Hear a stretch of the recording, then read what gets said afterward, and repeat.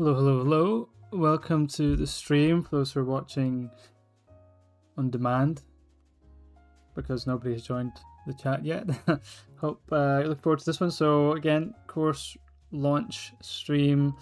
We're 8 days away, so scrambling about trying to get the last assignments done as well. So not long to go now, so very exciting. Hope we'll get some viewers in here. I've got someone already. Eduardo Vargas 1052. Hello, hello. Love your art, man. You're a huge inspiration. Thank you so much. That means a lot. I'm so glad I can do these streams and meet all of you.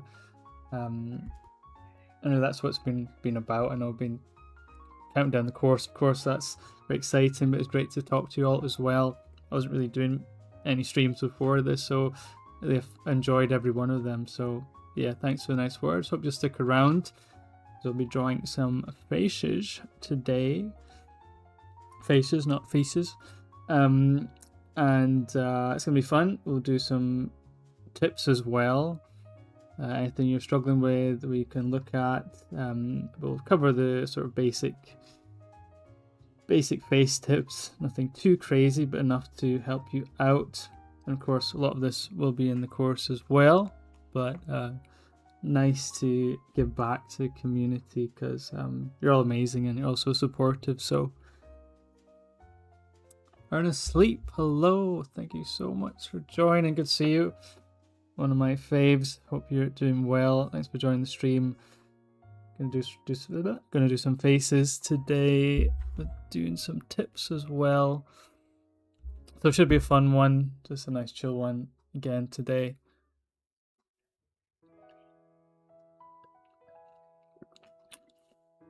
Sweet sketch, thank you very much. Yeah, I did these earlier today actually in preparation for the stream. Pink and black's one of my favorite combinations. I think it's really underrated. What you can do with pinks, maybe not everyone's go-to, especially guys. We don't usually use pink much, but I think such a beautiful color, especially this sort of deep dark pink I really love. So I love oranges, but as you can see there's orange here too. So those are my two favorites. They just go with black so well.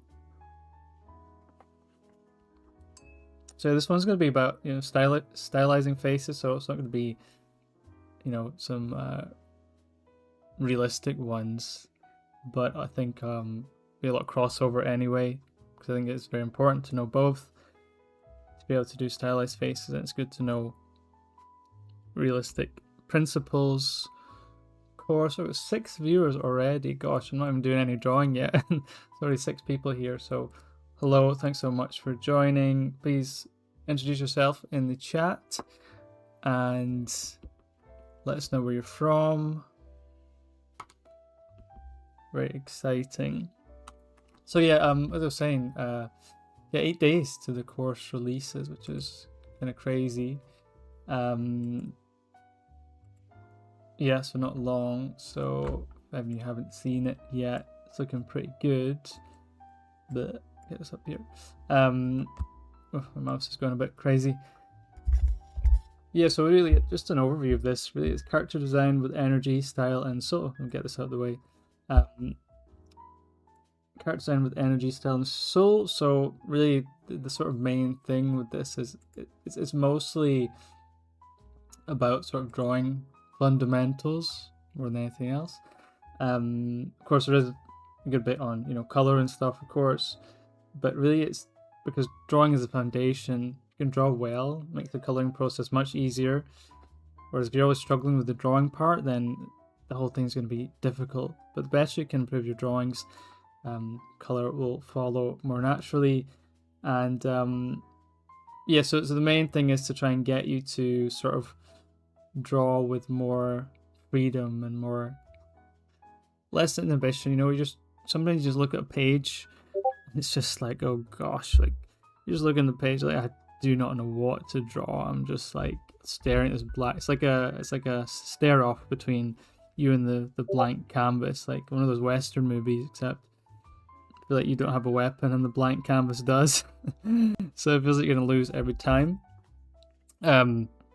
I don't know if that was a good analogy, but that we've all been there, right? And we just do not know what to draw. But I'm trying to show you how to just put shapes down and just don't be afraid to just put stuff down. There's so many things you can do to increase your ability.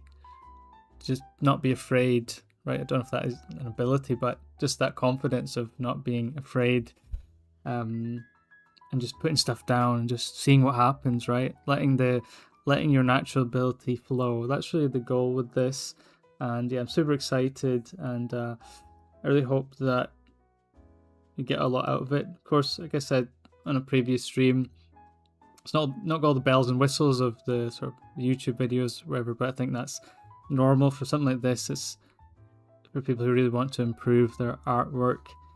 Okay, it's not gonna have fancy music or me making my stupid lame jokes, right? It's gonna be quite intensive, so you need to treat it that way and really take notes.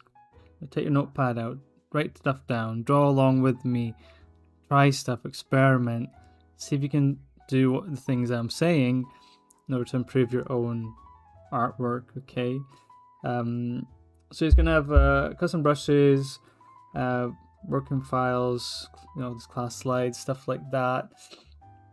So yeah, a bunch of stuff there, and also a lot of exclusive artwork that isn't available anywhere else. It's not on my Instagram, not on it's not anywhere. So get some exclusive stuff too, which is awesome. There'll also be 2 final sketches I'm super excited to share. One is a medieval character, she's looking pretty badass. The other one is a sci-fi one, which is pretty cool as well. So yeah, I can look forward to those 2. She'll be able to see those next week. They should be up on the page. And yeah, it does take you through a process, starting off your sketches and going into the sort of finishing stages from start to finish, from initial sketch, how to generate ideas, how to bring them forward, add detailing. Huge section on faces as well, as that is, I think, so important. If faces aren't good, then that's a problem, right? So you want your face to be as good as possible, because you could do the most amazing figure, but the face is failing, then that's not going to really fly. So I put huge emphasis on faces and landmarks and the way I think about drawing faces. So I think that's going to be a really important section. So again, definitely try and make the most of that. So yeah, so it's coming out, it's 8 days time, so next week. And of course there'll be a bunch of assignments there for you to do with some PDF exercise sheets. I think there's about 24 or 23 PDFs. They're going to break things down a little bit, just a sort of accompanying guides, really, with some assignments on there. Just some simple assignments you can try that I think will help you. Try and do them in order, of course, that's the idea, but definitely make use of those too. So there's so much here. It's 20 hours of content. I worked really hard on it, and I really hope that my main thing is you really enjoy it in the way where you can understand the concepts and be able to improve your level of drawing. That's what we're all just striving for. How do we get better? How do we improve? And that is my main goal, to help you get better. That would mean everything, really. A lot of courses maybe, well, I don't know how. I'm not really taking many courses myself. I'm mostly self-taught, but at least with this one, I hope to be able to reflect that I want you to do really well. I want everybody to do well. I know how hard it is. I'm a self-taught artist. I know the difficulties in sort of improving and getting better. So it's all coming from, hopefully, to you can see it's coming from the right place, and that's the main thing. So I'd love to, whoever's getting the course, I hope to hear your feedback, and see what you think, and hopefully that's positive. It's a good question here, Eduardo. I noticed it's like solid black to define shapes, more like hair or body. Is that a technique you learned? Is there some artist that does that kind of rendering? Yes, so I feel like I say this on each stream, but I don't mind, because I could talk about it all day. Yeah, my favorite artist is Wesley Burt. He is my hero, and as I was saying in the stream before, the crazy thing is he's not even an ink artist, but years, like gosh, a long time ago, he decided to bust out inks. He mostly does Magic the Gathering painting, and he was working for Marvel and some character concepts for a few years till they shut down the studio, unfortunately, recently. Let me show you some of his ink work, because yeah, this is my biggest influence. I mean, he's amazing with pencil as well. I mean, you could give him like a toothpick, he'd be able to do some incredible drawings. But just his ink work, I mean, this one here, I just think is absolutely phenomenal. Gosh, how do I get zoomed in on that? Can I get zoomed in on that? No. Yeah, this one here is it's so beautiful. I mean, the lines, everything about it is just fantastic. Actually, I think he had a Tumblr that might show it in bigger scale. Okay, Tumblr's not. Okay, Google doesn't like Tumblr. Actually, wait. Let me try and get the proper ones. Jeez. Tumblr.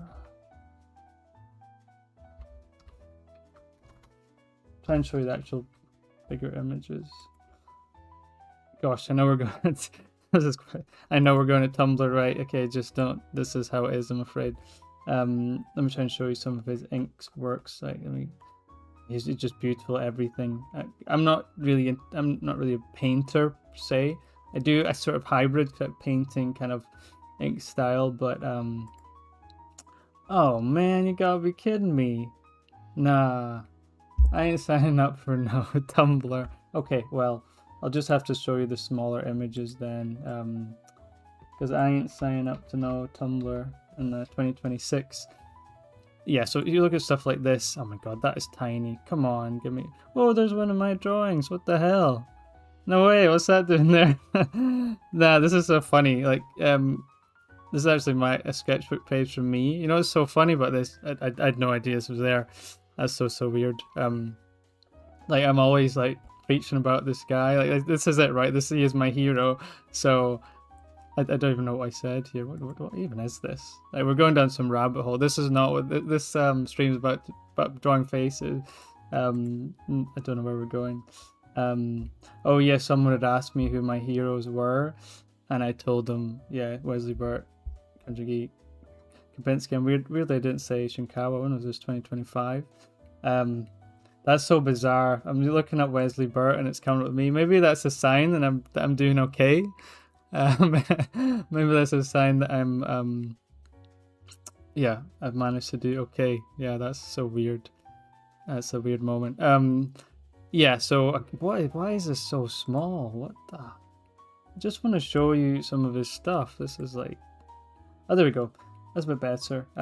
Yeah, so really beautiful, use of shadowing. He almost always used top-down lighting. I think that's why I do it a lot too, because I studied from him like so much. Unbelievable character design, technical drawing to the skill. His faces were just phenomenal. I think that's why I put a lot of emphasis on faces as well.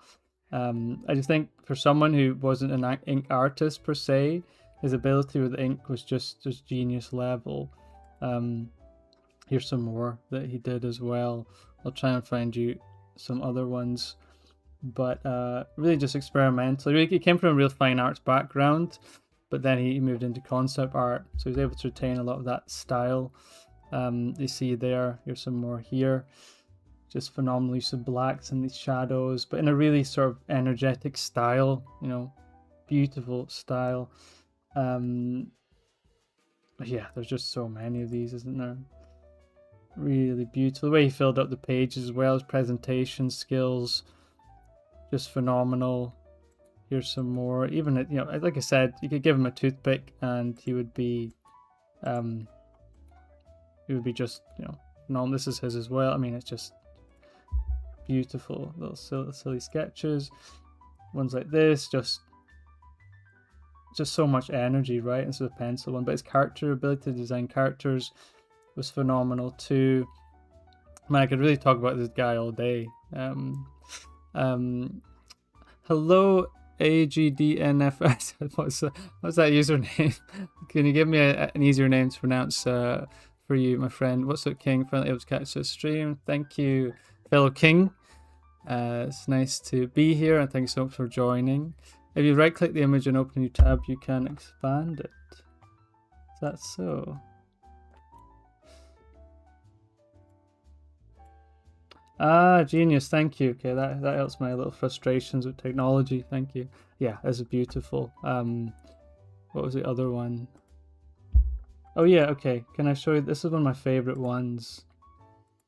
This one here. I mean, it's still not that big, is it? But wait, and Tumblr, I'm sure it's like full screen. I just see he does these like mecha drawings. It's just beautiful lighting, shadow. This mech drawing is just so gorgeous. The little thin lines on the trees. It's just, to me, it just makes me feel so inspired. Like, and this is what I say to you guys all the time. Find art that makes you feel this way. Find the art that makes you, gives you that fire. Like, I want to be able to do this. I need to be able to do this, whatever, but there's a will or the way. And so when I saw this, I remember I was like, I'm studying the hell out of this, and I just kept studying him. And he became a huge influence of mine. And I said as well, like, when I look back on this, even though I've improved like huge amounts when I first saw him, of course, I still rate him as highly as I ever did. So that has never changed. And so I still have him as my sort of, you know, my goal, you know, to one day be as good as him. I feel like I get closer every small, you know, every year I get a little bit closer, but you know, it's still great to have that that goal, you know. There is more pages, but it's just a bit cluttered on this Pinterest, isn't it? Trying to find stuff, but yeah, just an unbelievable artist. So yeah, I hope that answered your question on, you know, where I got this kind of style. And obviously it was sort of added additions of Kim Jong-gi, you know, a little bit, especially in the side profiles, and Shinkawa as well on the sort of just enhancing that energy when I do it. That's I wouldn't say Shinkawa, because Shinkawa is quite a new influence for me. It was only the last few years I started really studying him a little bit more. So I don't think that really shows. I know a lot of people say it's Shinkawa, but it's more Wesley Burt. You know, for me it's less Shinkawa at the moment, because I haven't really delved too deeply into his style. So it is interesting that people say that, because I just don't think that people see it and they think Shinkawa, but actually it's this dude. You know, this is the guy that's he's the one. So that's because he's a kind of under the radar artist. I mean, he's the artist. He's like not someone who's like, you know, super well known amongst like the general sort of art population, our field. Not like a Kapinski, Kim Jong-gi, but I think he's just as good. Like, I think he's for me, he's up there. Because if you look at his paintings and stuff, I mean, you know, if you just look at his general artwork, I'll show you. He's just a phenomenal artist. You know, like I said, he can paint, he can sketch. You know, he can do anything. See if we can find some of his Magic the Gathering stuff. There's some more of his stuff with the orange and black. That's also the reason I use orange and black a lot, because I just love that combination of hues. And I just think it was just so amazing. Let me see if we can find his magic stuff. Some of his magic stuff is phenomenal as well. Oh, this is my other favorite page. This one here. It's just beautiful, isn't it? This is just stunning. I just think it's so good. Look at this guy. This guy, it's just the shape design, the energy. Doesn't feel flat, doesn't feel stiff. There's a rawness to it. That's what I always say. Your drawing doesn't need to be a technical, fine line piece of, you know, artwork. It can be a little bit raw, a little bit messy, but still look finished. And that will, I think, in a lot of times that'll create an enhanced drawing, because it has that sort of, you know, almost like a, even if you're using ink, can you call it bright vibrancy? Possibly. Sorry, I need to catch up with the comments. What helps you study that art style? Just reference and attempts. Yeah, pretty much. I mean, and this is an important point. Like, being able to know how to study is important. Like, obviously I was copying it as closely as I could, but I'd also draw it without the reference to see if I could replicate it myself. Am I understanding what I'm drawing? You know, so doing it from memory is really important. If you're able to do it from memory, it means that you understand it, right? if I ask you to draw like a a monkey, and you draw a perfect monkey for me, then I have a pretty solid idea that you have a good, well, really fantastic understanding of how a monkey looks, especially if you can do it in different angles. So yeah, that's why drawing from imagination is not just for cool points or showing off. It is really important, just making you a better artist. Okay, so that is really important. And so I really recommend, if you are doing studies, do it more than once. Don't, and I say this to my students as well, draw more than once. Draw the first time, maybe, say it came out really good, and you said, I'll just leave it. You might come back and then you draw it the second time, like weeks later, and it's not so good. So you don't know if that first time maybe you just got a bit lucky. You don't know what happened. Maybe the gods were good that day. And the same way, right? If you draw it not so good, well, there'd be no point. If you just leave it, then how do you improve on it? To draw it again and see if you can fix the mistakes, analyze where you went wrong. Try and you'll find a lot of the times the second time's always better, and you go away actually learning something rather than just doing it once and then off you go. Down to the pub. Nothing against going to the pub, of course, but. Do they not lift their pen? Oh, it's like, yeah. Well, this is such a good point as well. So one thing I often talk about is the continuous line. I made a video on it, the drawing with energy, the continuous line method, where you don't lift the pen off the page. That's such an amazing way. And you probably, if any of you, I don't know if any of you been to art school or any kind of art class where they use that technique, because I know I've been in a couple. I think it's fantastic, and maybe in there you're probably not thinking about it in the same way, but the fact that he can do this, and so he's not using continuous line, he is lifting his pen off the paper, but the fact it gives that same effect that you just said tells you everything, right? Because those continuous line studies, if I can actually try and show you how that looks, if you do a continuous line drawing, let me show you.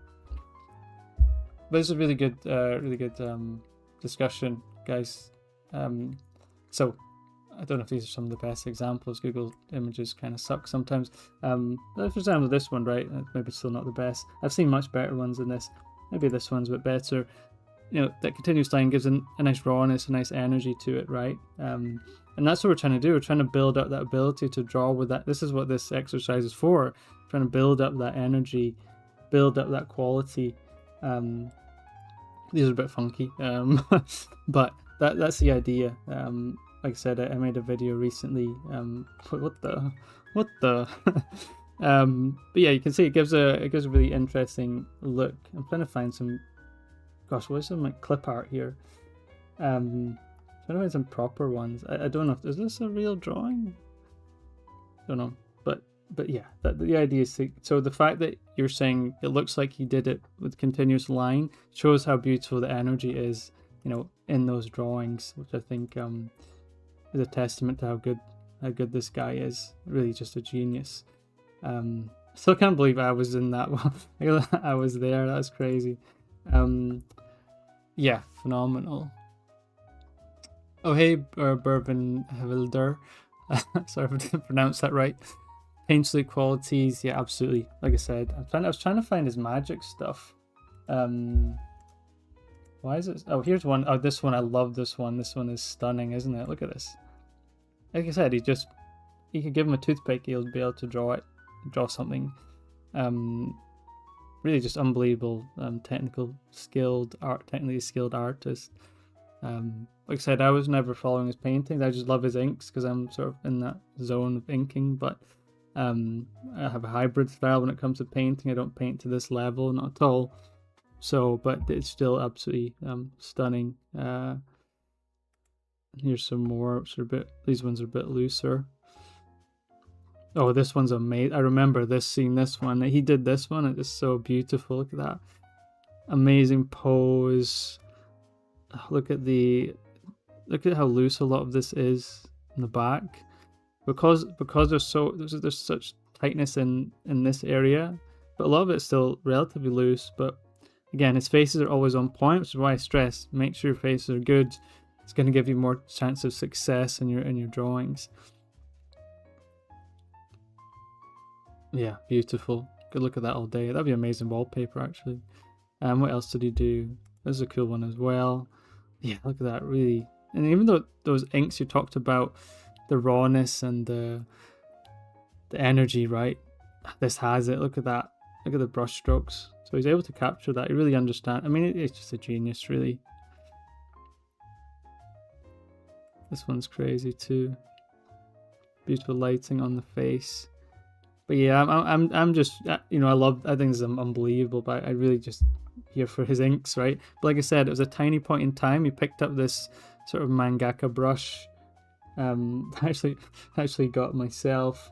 I don't know if I'm a super fan, but he, yeah, it's just a small period of time. He busted out some sketchbooks on Tumblr, just uploading these ink sketches, and he's never really went back to it, which is kind of sad. And in a way, I was thinking when I was studying quite a lot, studying from him, I was thinking maybe one day I can fill this void that he left. But I don't. Yeah, I definitely haven't done that. But maybe still trying.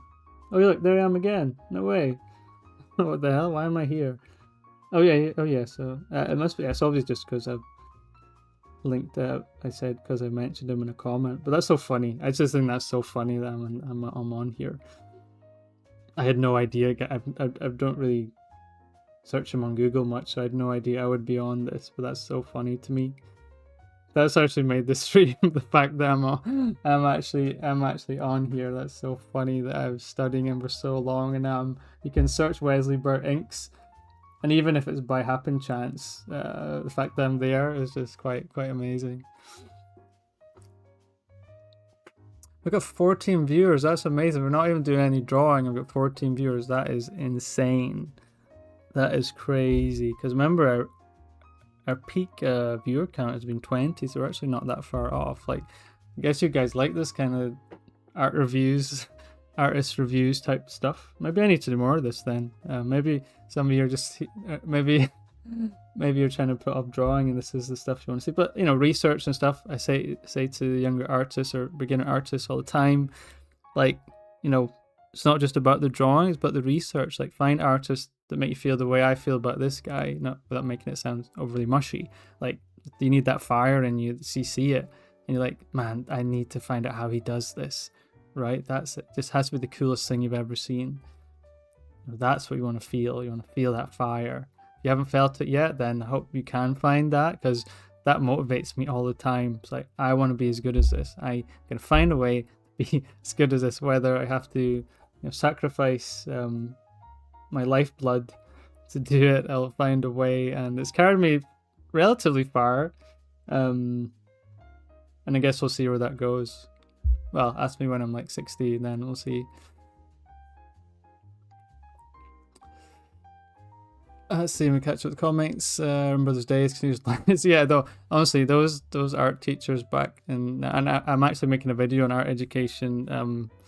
I might be up tomorrow actually. It shouldn't take too long. Just some thoughts on art education after an event I went to last week. I can tell you guys if you want. If you just wait to the video, but if you want to hear it, I'll tell you now. But that's a deep conversation. It was, yeah, so some of those art teachers really put you through your paces with some really bizarre exercises, but that was one of the ones that I think was really valuable. Not so much the throwing paper at a wall and hoping it sticks. That wasn't so fun. You are, man. It starts small. It feels like you got big overnight. Are you talking about me? Do you feel are you talking about me specifically? I don't know. I feel like I've been here for 100 years trying to get somewhere and finally made it. But yeah, and the progress people make after is incredible. And yeah, that's what it is. You just sticking at it and just keep going, and eventually, you know, if you've ever seen an artist called actually, you know what? Let's. I want to show you an artist. Actually, I was showing to some students. You've probably seen them. She's probably seen her. She's called Night Zhang. She's just an unbelievable artist. I want to show you something. In terms of her progress, I think it'd be quite inspiring as well. Now tell me in the chat if you've seen her. And by the way, YouTube keeps telling me that I've well, the YouTube AI, gosh, it's telling me I'm not asking you guys to like the video enough. So if you could please like the video, gosh, I don't believe I'm saying that, but if you could like the video, yeah. Anyway, yeah. So yeah, has anybody seen this artist? Oh, sorry, Ernest, I missed your comments through your flame. I think that's a really honor for you to say that. I really wish I was. Still think I know I have a lot. You know who follows? Who just I really just can't even speak. I'm so. You know who follow? Right. Let me start again. There was a guy. So do you know the book Framed Ink? This book here. Wait, let me show you. Framed Ink. Do you know this book here? So tell me if you've seen this book, right, in the comments. So I never got the book. I've not read it. Okay, I don't have the book. I don't have the physical book, but I know of it. I know it's like apparently an amazing book. And you'd think me, Mr. Inks, would have it, but I don't. Okay, well, judge me for that later, right? But what's interesting, the author for this book, what's his name? Marcos Mateo. His name's so difficult to pronounce. Marcos Mateo Mestri. So one of my students was showing me something from his Instagram. So I was like, okay, yeah, cool. And so I went onto his Instagram, and I was like, and it was like, when it says follow back, I was like, oh shoot, this guy's following me, and I didn't even know. I was like, wait, what? That is insane. I hit the follow back button quickly. I was like, oh man, I feel like such a bad person. Like the literal author of one of the most famous ink books ever was following me, and I didn't even follow him back. I didn't know. Maybe if I saw his name, but even then, I must have just missed it, or that was such a surreal moment. Because this guy is really one of the kings of inking. He's created two versions of this framed ink book, I'm pretty sure. And I'll show you some of the images. Maybe I'll show you some of it. And there's really some unbelievable stuff there. Really cool graphical style. A bit more comic-y than mine, the way I do it. But some really beautiful stuff, really useful things you can use there in terms of inking. Really nice environmental stuff too for paneling as well, things like that. Storytelling, really, really good. So when I saw this guy was following me, I was like, oh shoot, I didn't even follow him back. So I've followed back now, so that's the main thing. So hopefully things I just didn't notice. But it's really an honor when someone like that, and that, I'm just like I'm a relatively small fish in in our field. Also, we have so many big hitters, like, the guys at the top. We sort of go by sort of a tree system, right? But the Kopinskis, Kim Jong-gi, sadly not with us anymore. Eliza up there, even Amundsen. I'm way, way, way below them. But when people like this guy, even Karl Kopinski followed me, a couple of years back, which was also insane. These things you should never take for granted. Obviously, you accept it and then you move on, but still, as you try and improve, still trying to improve all the time. You should never just say, okay, I've made it, and you keep going. But things like that are really, it really hits home, like, the effort you put in, because believe me, I may have had talent for art, but for a long time, I was a relatively, especially digitally, I was just nowhere. I was just nothing. So, when you get to a point and someone like Kopinski or Mestri follows you, it's like I'll never get over it, to be honest. Like, no, it's not in a sort of like a gushy kind of way, but it's just these guys are the best in the world, right? So it is quite an incredible feeling. Let's see the comments. That's awesome. I'd be shocked. Did he like any posts? I don't know. I didn't delve that deep into it. The fact, the fact you followed me was enough. I didn't really do a deep dive and like look through the insights to see if you liked any posts. But the fact you followed me was enough for me to just feel super happy. Also, really embarrassed that I didn't follow him back. Like that feeling where someone doesn't follow you back. So I'm not good enough for them. Like I don't want them to feel that way. Whoever that student is yours has exceptional taste. I also assume he's also smart and handsome. Oh, is that you, Chris? Oh, good one. Yeah, good to see you here, man. Yeah, and thanks for sending me that video as well, because otherwise I would never have known. I would never have known that he was following me. So, you introduced me to that. And thankfully I was able to follow him back. Phew. So yeah, good to see you here. Hope you're doing okay. Looking forward to seeing you tomorrow. You're doing amazing as well. Oh yeah, so yeah, and of course, right. Are you guys happy with me just going through these arts reviews? I'm gonna go to drawing in a second because I know this. I don't know if this is what you're here for, because I know that says drawing on the stream title. I don't want to make it not. How long have we gone? 36 minutes. What the hell? Where did the time go? Right, let me show you one more thing, because this is supposed to be about drawing and I don't want to... Well, if you guys are enjoying this, just let me know. I've got 11 viewers for some reason watching this. Almost every stream I do is drawing, so if you're enjoying me babbling away, just looking at this stuff, then by all means I can keep going for a little bit. Eduardo says yes. Okay, cool. But if someone really wants me to start drawing, say to me, start drawing, okay? So I wanted to show you Night Zhang. So I've been showing a few students this artist here. Now, can you tell me in the chat if you have seen... Wow, this stream already has 100 views. What the hell? That's crazy. So has anyone seen this artist before? She works for Riot Games. She is a phenomenal artist. She is unbelievable. So... If some of the personal stuff is elf ears and things, whatever's your taste, but some of this stuff, and she is also someone who I feel you could give her a fork and knife and she would create a masterpiece. Like, she's so good at using different materials and tools, and I think that's great if you can diversify, not even just like the tools she uses, but she can mix up between semi-realism to like animation style, really simple, cute little faces. I love that. I love that she's able to do that.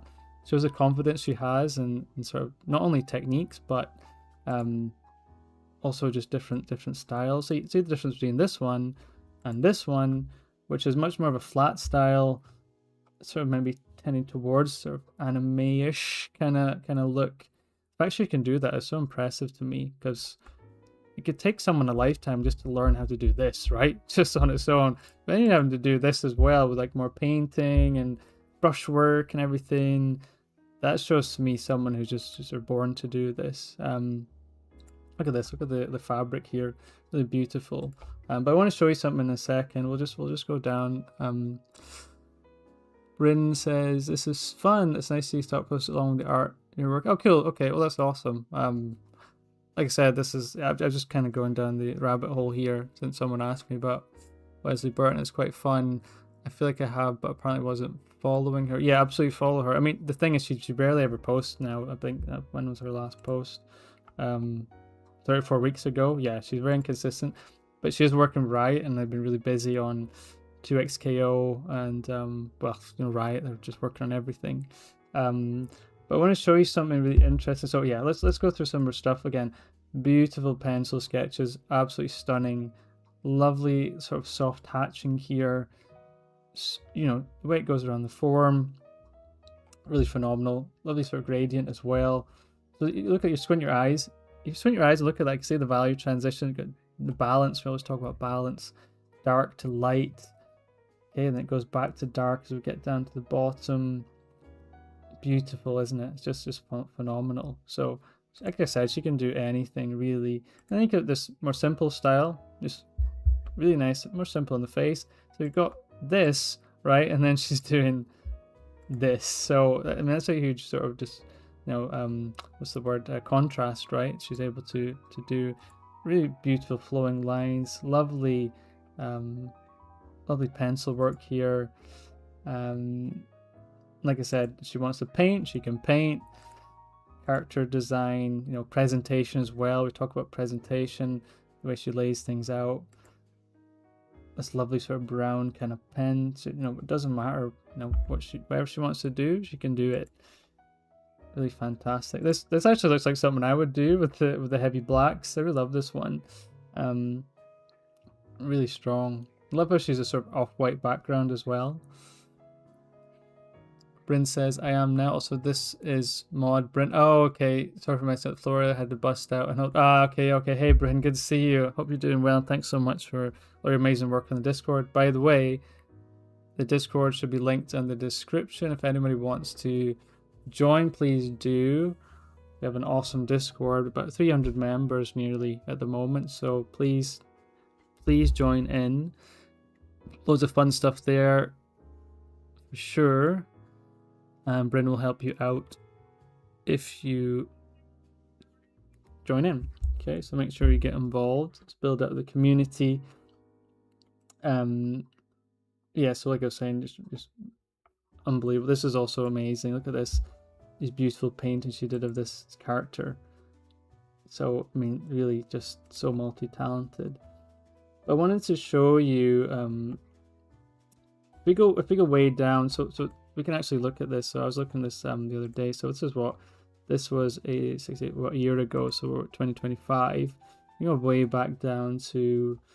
That was interesting, but she was super popular. It seems for a long time, even before I think most of us knew her.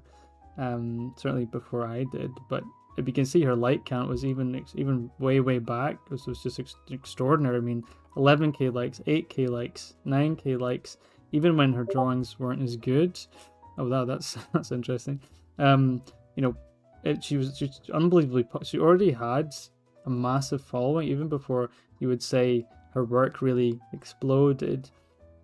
But what I was talking about earlier was there seems to be a point where you can really have some natural talent, but sometimes something just clicks and you just take that next level and you're just waiting for that. And I think that's why you should always just stick in there, because you never know when that moment is going to come where you're just going to be like, you just find it. You just find that moment where everything just sort of comes together. I've had that as well, where you're sort of snowballing along at a steady pace, and suddenly you just figure something out and things get better.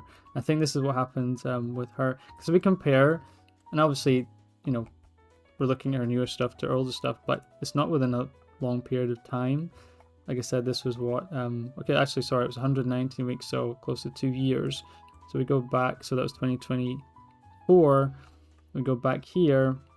Let's maybe go down to here. Some of this one's not as good. 519 weeks, so it's about, let's do that one too. Was it quite a while ago? Actually, let me take this away and see. 2016, right? So 2016, we can see where she's made the biggest improvements. We go down. Yeah, can see the difference there, right? But that makes sense. It was a while ago. But you can see as we go up, okay, it pretty much stays relatively the same. There isn't really any big jumps in quality, as we're still in 2016 here.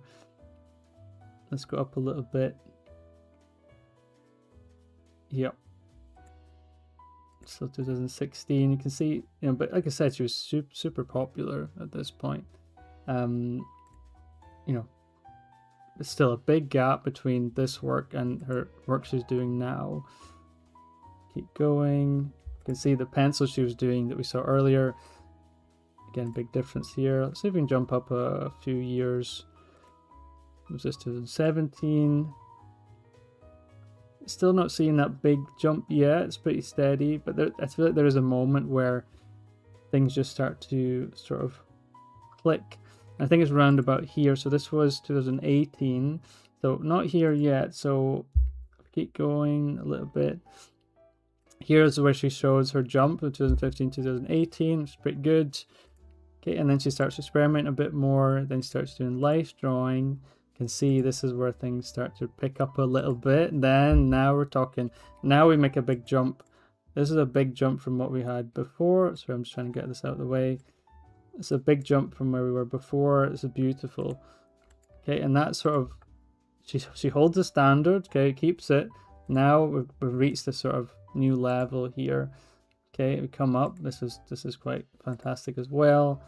And then she's pulling out the ink brushes and pulling out this. And then this was what, in a sort of 2-year period, she went from, you know, okay, it was okay art, but this is like the next level.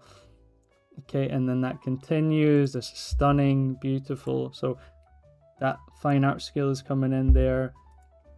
Technical skill has improved massively. Portrait skills going up all the time. Stylized skills, fantastic. Presentation as well. And this one actually went viral, this page. Remember actually Ahmed Al-Duri made a comment on this page.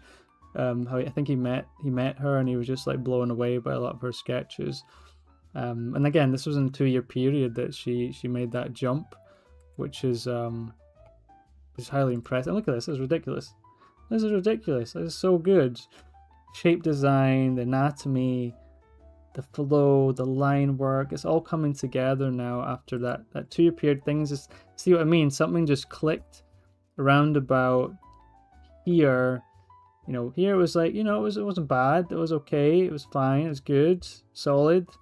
But there's levels to this, and something just clicked around here, and it just blew up. It just started to blow up, and this was, let's see, 430 weeks, 432 weeks.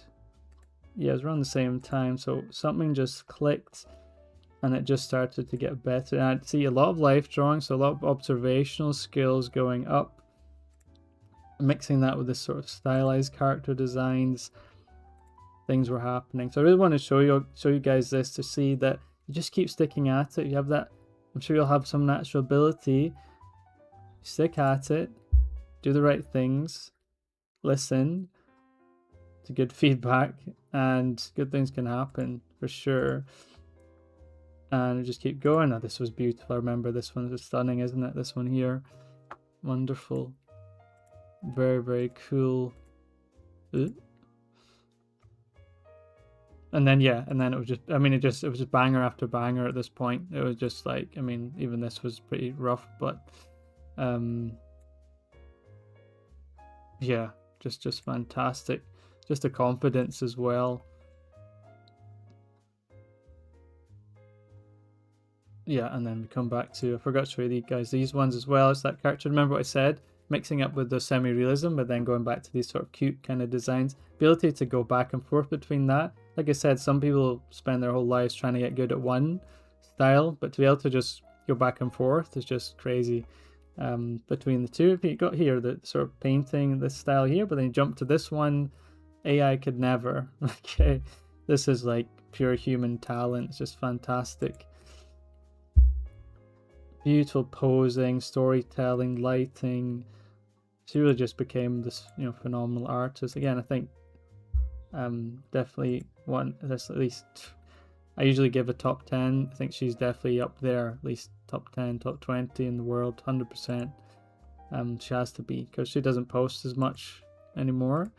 But yeah, that was one thing I want to show you, just be able to stick in there, and you'll never know what can happen. Just something, that eureka moment is around the corner, and yeah, you can do some awesome things. So awesome. Yeah, I hope you enjoyed that. That was something a bit different than we usually do.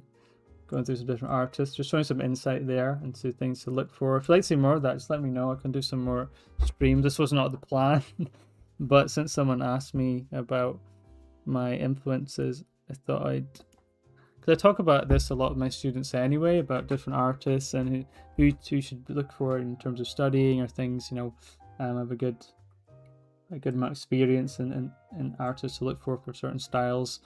So, right, shall we do some drawing, my friends? Shall we do some drawing? I think we shall. So, okay. What time are we at? Gosh, it's midnight. That was fun though. That was really enjoyable. Pretty inspiring. Yeah, absolutely. Really inspiring to see her progress. But what amazed me, even when, way back 2016, like, even though her art was nowhere near as good as it now, she was so popular. I mean, like I said, 10k likes, almost 10k likes every post is just, absurd.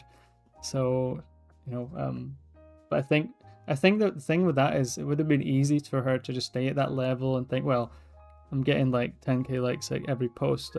This is it, right? I've made it. But she kept looking to get better, and not only did she improve, she transformed, in my opinion, looking through my eyes.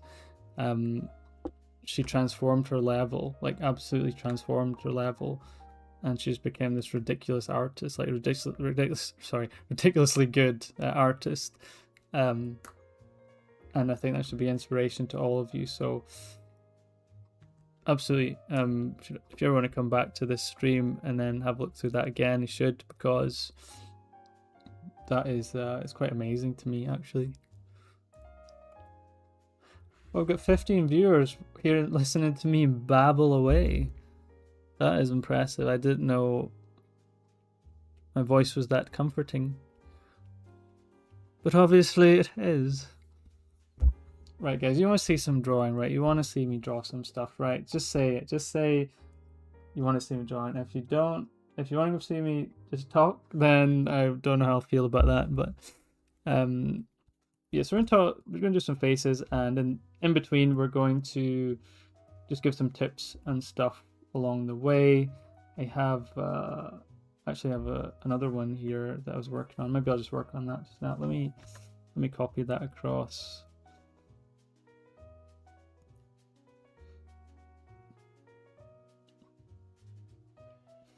Like it is, like a that. Sorry, it's late and I'm gonna be a bit silly because it's midnight, so please forgive me. Well, I'm gonna let you forgive me now because there'll be no other opportunity. Oh, how do you... why is this so irritating? Okay. I'm gonna be grumpy as well, it seems. Okay, there we go. Nope, that didn't work.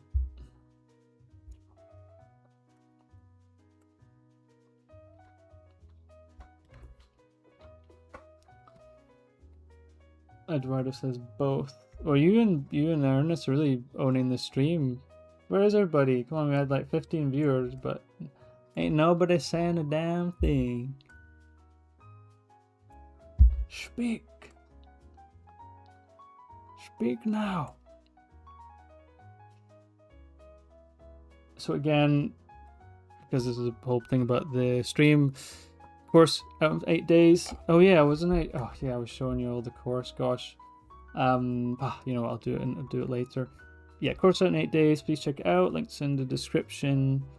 Please like the video if you were able to manage that. Just move your mouse to the like thing and like it. Okay, is it really gonna make a difference? I don't know, but that's what they say you should say. Right. So okay. Also, yeah, so other things, yeah, so yeah, the mentorship slots are still available, though I'm pretty crammed at the moment with mentorship slots, but I do have space. If you're interested, you want to ask me anything, just let me know. And otherwise, if not, you can support me if you want to on Patreon. I've got some good stuff on there. I've got quite a few guides on there, with more coming. I'm going to do a little slight revamp of that too, with some additional goodies, maybe some prints and things like that. I'm going to see how I'm going to sort of rearrange it, but definitely look out for that, and that should be in the description as well. If you just wanted to support with the sort of lowest one, it's like £3 or something like that, then that'd be amazing too. But you do get stuff with that, so at least with the lowest tier, I mean, I try and give stuff like yeah, that's the whole idea.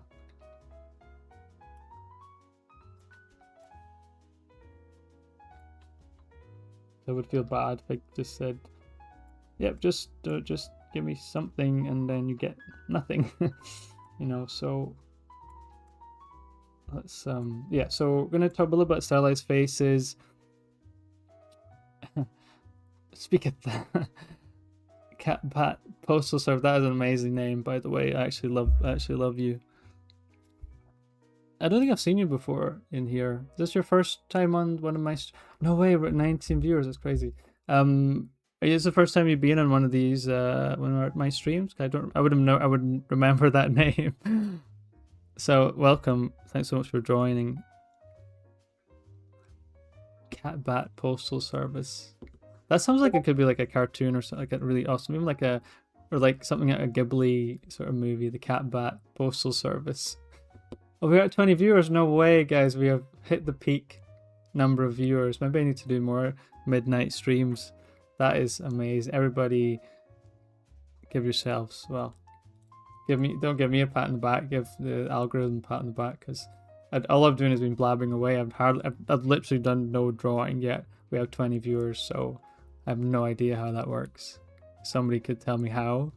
I bet it's just about to drop. It's probably going to drop down to like 10 or something in a second. But if we can get past 20, we've beaten the record. So if somebody else can join, if you get your grandma or something to join and just get 21, then I'd be happy. Eduardo says, I'm so focused on wait, is there another part to that sentence? I'm so focused on. We're all focused on. All of us are focused on. Oh, we did. We hit 21 members. No way. That's so 21 members. Sorry, 21 viewers. That is awesome. I'm so happy we actually beat a record, and I have no idea how. Well done. That's great. We did it. We finally broke the record. That's pretty impressive considering the channel is relatively small. I mean, it's what, just hit 6K, so it's a pretty small channel. So that's pretty awesome. I was watching Broken Draw stream this about an hour ago, and he has like 180,000 subscribers, but it was only like 50 people watching. I mean, 50 is way more than me, but Australia only have 6K. I think that's pretty good, don't you? Or maybe I don't know how all this works. Oh, okay, I'd rather finish this sentence. I'm so focused on the stream. Yeah, thank you. I mean, like I said, there's literally not much happening because you guys are entertaining me too much.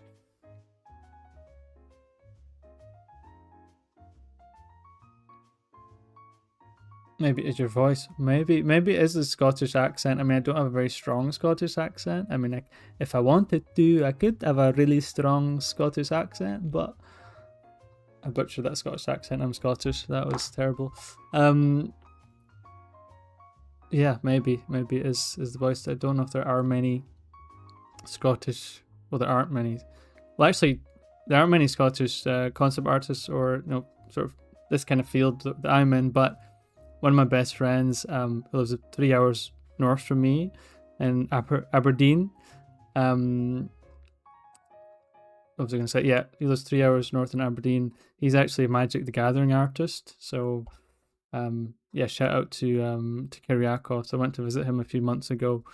He's actually a doctor as well. So, but it's crazy. He's such a smart dude, but he's so funny. Like, his sense of humor is so dark. You would not expect that from a doctor, but he makes me laugh so much. Some of the stuff he comes out with, you will just be like, "What? Where did that come from?" He's so funny. I actually went to Berlin with him to an art event years ago, and we had such a good time. He just cracked me up, so that's Scottish slang. He made me laugh like all the way through that journey.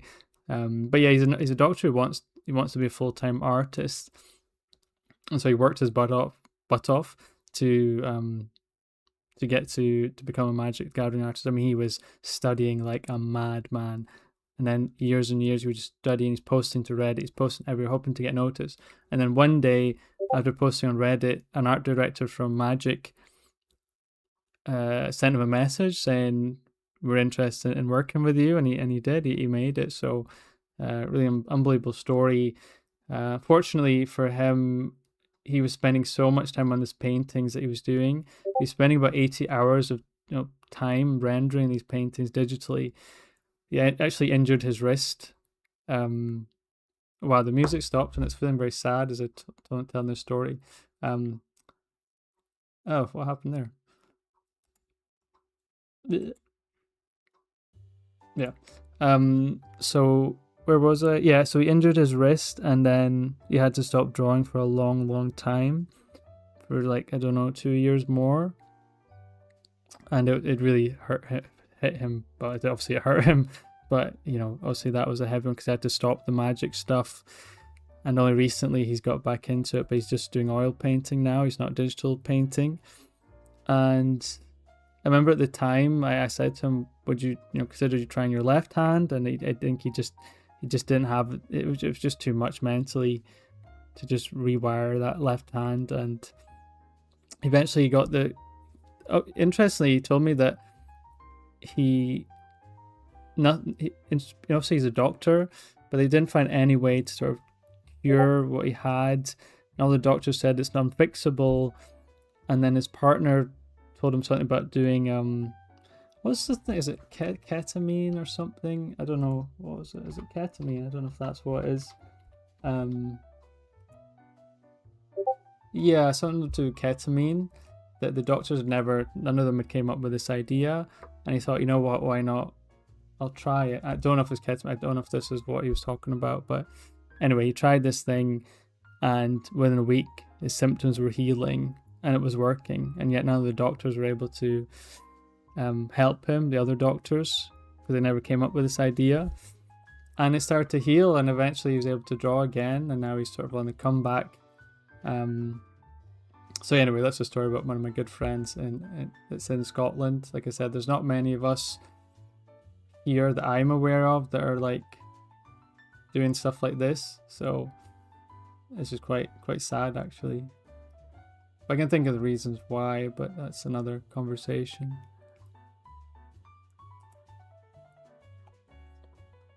Oh, we have some new people. Oh wait, where did everybody go? We were at 21 people and they were to 9. Was it the sad story that sent everyone away? Or maybe because I said I was excited that we had 21 people watching that they were like, oh gosh, we need to go, we need to leave. Franimator, YT, hello, nice to meet you. How do you go on about drawing from memory or without a reference? Do you study for a few days and then try to draw whatever you were studying without looking at a reference? So that's a really good question. I was saying this actually to someone before, I think just before you. I can't remember who asked this. But the best way to do it, so a few days is probably too much. I think you should be drawing to some degree every day. If you can go to the gym every day, you could do some drawing every day, right? Okay, that's there should be no excuses. Even if it's 5-10 minutes, you should be able to draw something, right? So if you're doing a drawing, like drawing a portrait, whatever, best thing to do is draw it more than once. So, draw it more than once. See, if you got lucky the first time or you just didn't draw it well, try and do it better, understand why it was wrong. And the same applies if you're doing it from memory. So add in your memory drawing. So cover up the reference the next time. Draw it from memory and then match it to the one from reference. So the gap between the one from reference and the one from imagination, the gap between your first attempt and the one from imagination is the bridge you're trying to bridge that gap, right? The closer we can bridge that gap, the means the more understanding we have of what we're drawing. Like I was saying to someone earlier, if you drew like if you draw a giraffe for me, right, and I say you draw a giraffe and you draw amazingly well, okay, like really well, I'd be like, in terms of like I'm shocked at how well you draw, then I have a pretty strong idea that you have a really good understanding of a giraffe, right? So that's what we need to do. We need to develop that understanding, and this is why imagination is not just about looking cool. It's not about showing off. Like, oh, I can draw this from imagination. Oh, for clicks and likes. That's not what it's about. That's not what it should be about. But to a lot of people, it is. It's about enhancing our ability to draw and enhancing our understanding of a subject. That's the important thing.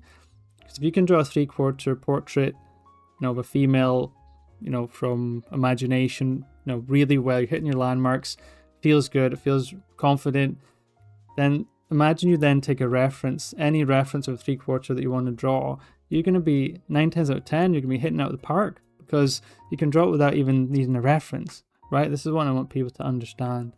So important to draw from memory as well as draw from reference in combination with each other. Use it to assist each other, okay? And that has to be straight after, right? You can do, if you want, leave it a day, see what you remember, of course, but don't try not to leave it too long because you want to be able to analyze, right? Analyze what you're retaining, because only a few days, you're going to retain less information. So doing it in one sitting, the more you can do in one sitting, the better. Obviously, don't kill yourself, but that's the way I see it anyway. So did that answer your question, Fran? Really good question, by the way. Hello, Saman Kucher. Nice to see you. Oh, Bryn, you're the #1 fan. Can't believe the stream's got 154 views. Like, there's literally nothing's happened except talking. Do people enjoy? Listen. I only started streaming like a month ago or something, like fully.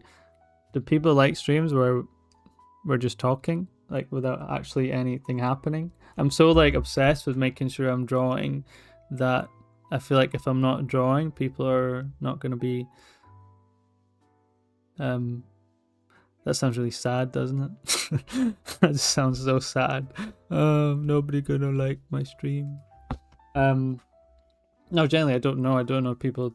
Cause I never really tune into streams a lot myself. Like I'm usually just drawing instead or trying to do something else. But but yeah. Fran says, that makes sense. Thank you for answering my question. No problem. Glad I could answer. A really good question. I have a video on that. I don't know if you saw it, Fran, called Reference versus Imagination. I released it a couple of weeks ago.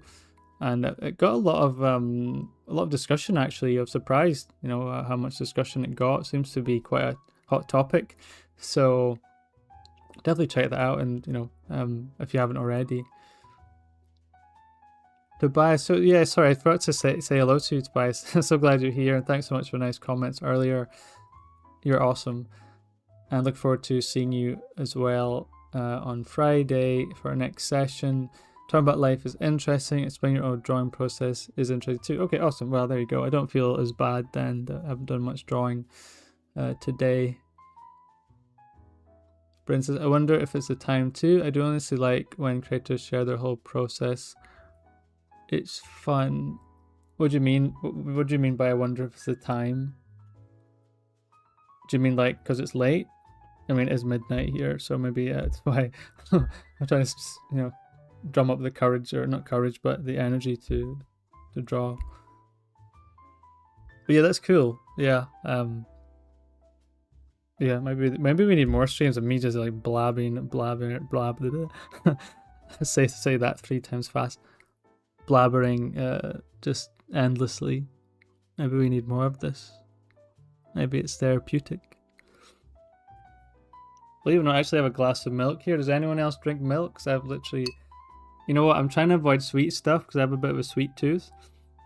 So I'm just like rummaging around like in the darkness of the kitchen, just trying to find stuff that's, like cure my, sweet tooth cravings, and all I found is a glass of milk, because that's literally, there's like nothing there's like nothing there, which is actually probably a good thing. Well, it is a good thing, but I'm just literally drinking a glass of milk to try and somehow, because it has a little bit of sweetness, right? Anyway,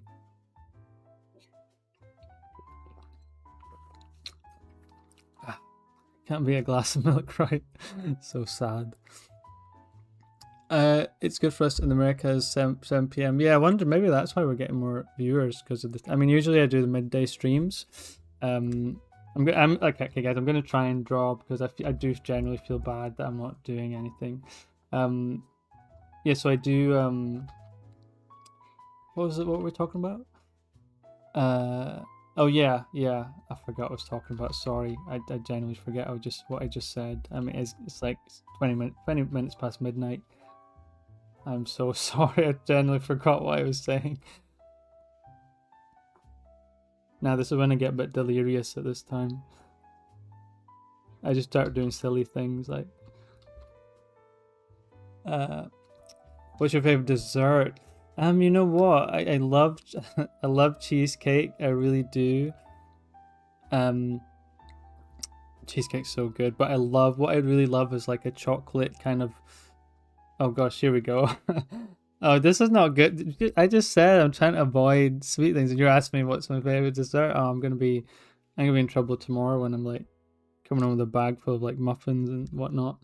No, I love like sometimes you can get like this chocolate brownie, and then you add like a chocolate cake, and then you add like cream on top of it, and then it's like just soaks into the cake, in the chocolate cake. That is really good. We have a dessert in South Africa called milk tart. No, they pronounce it milk tart. That's really nice as well. It's like kind of like a custardy kind of biscuity cake, which is just super nice. What else do I like? Oh, they have one in the UK. I don't know if you get it where you guys are. It's called Victoria Sponge Cake. I love that. I used to, whenever I went to like the cafe with my dad, God rest his soul, I would always often get Victoria Sponge Cake. It just really hits the spot. A lot of people say I'm really plain for liking it, but it's actually super nice. I think it's, really, really nice. But it's like a sponge cake, but has cream and jam in it. Oh, that's another one. There's a thing called like a Devon scone, which is like the south of England is where it's like originated, I believe. But it's called a Devon scone. So that's like a scone, but it has, or whether you pronounce it scone or scone, let's not get into that. But it has like this clotted cream inside with jam, and I tell you what, that thing is amazing. That is fantastic. It's 6:20 here in America. Just finished making Jello cake. I've never had Jello cake. The same, I've never had peanut butter and jelly, which when I was growing up watching American cartoons, they're always talking about. Wasn't there a show Peanut Butter and Jelly? I swear there was, wasn't there? I swear there was a show called Peanut Butter and Jelly.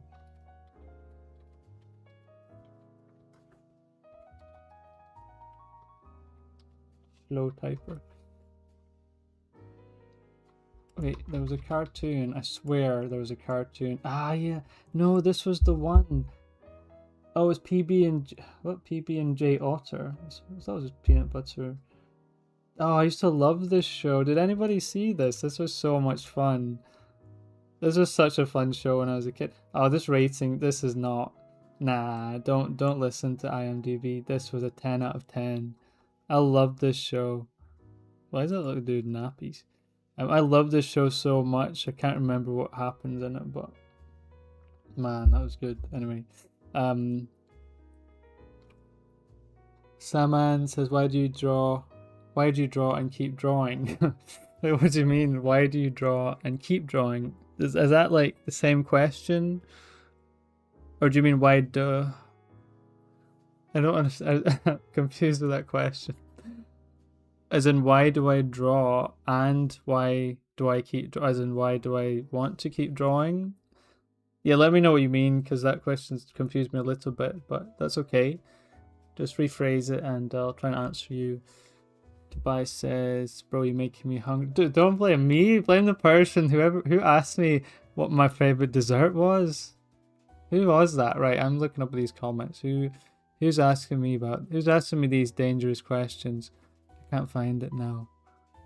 Bryn, blame Bryn, because Bryn's the one who's saying, "What's your favorite dessert?" Come on now, come on.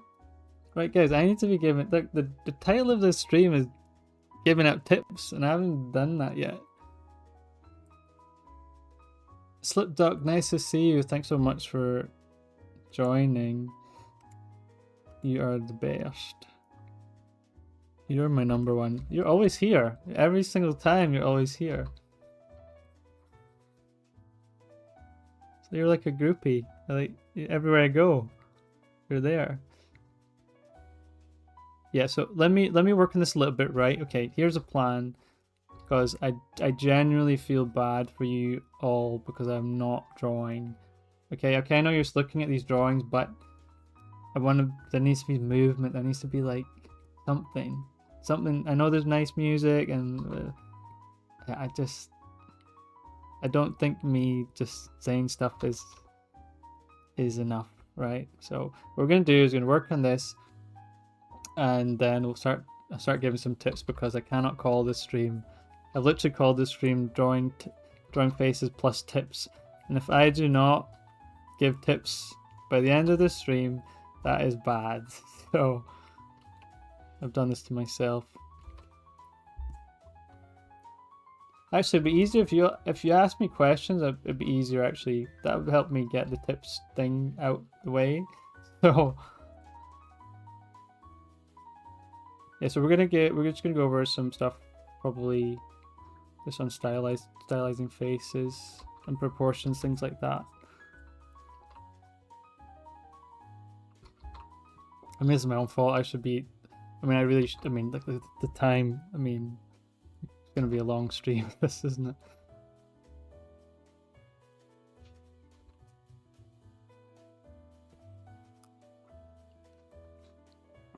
Yes. So Samantha says yes. Why? And nobody answered me on the peanut butter and jelly cartoon. Is nobody's seen that? Is anybody? You're telling me none of you have seen that show? Maybe you're all just too young. And I'm old. What's the way you gauge proportion on your drawing? So yeah, so I think we went over something similar on our session. Tobias, it's all about knowing your landmark, so knowing where everything goes. So as we said, with front view, you know, you have to know your proportions. So if you have the first eye, okay, you need to know where the second eye goes. Okay, most people know this one, right? They know that the second eye is going to go, you know, here. Okay, that's really important. And then it's about knowing where the second. So obviously at the start, you're going to have to measure this until you understand it completely, and then you can go in and put it in more accurately. But then you need to know where the sides of the face are going to be. Okay, it's not going to be out here. Okay, we don't want that, and it's not going to be here, because that's going to look funky as well. So we need to know how far the side plane is going to be on even like a realistic face, but you know, just close to that is enough. So we need to know, we take the two eyes and cut that down the middle. That's going to give us this nice framework. Okay, and that's sort of perfect zone. Okay, if you want, you can take this down and have a meeting point there between jaw and the side. It's going to help you as well. And by that, we can quickly put a framework for a face down. We know the ears are going to be from the nose to the, actually I should draw the nose first. A good way to get the nose, use an eye width again. So you can do the same thing you did here, just coming down to those. This works better for female face. For male face, you've got a bit more leeway. You can make it longer, bigger, you know, whatever. Female face, try and keep it. Again, we're doing stylized faces, so just keep that in mind. And then yeah, it's easier to put the ear in now. Okay. Of course, you know your proportions. Okay, 1, 2, 3 is sort of rule of 3. Okay, go 4. There's your hairline. Okay, 5. It's not the top of the skull. That's where the hair is going to be. And then we have a nice framework. And all that was, and I just dumped these sort of features down quickly, was knowing where everything goes.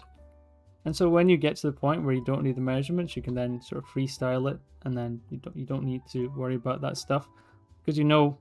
Because your brain already knows where it is. You've already done the hard work.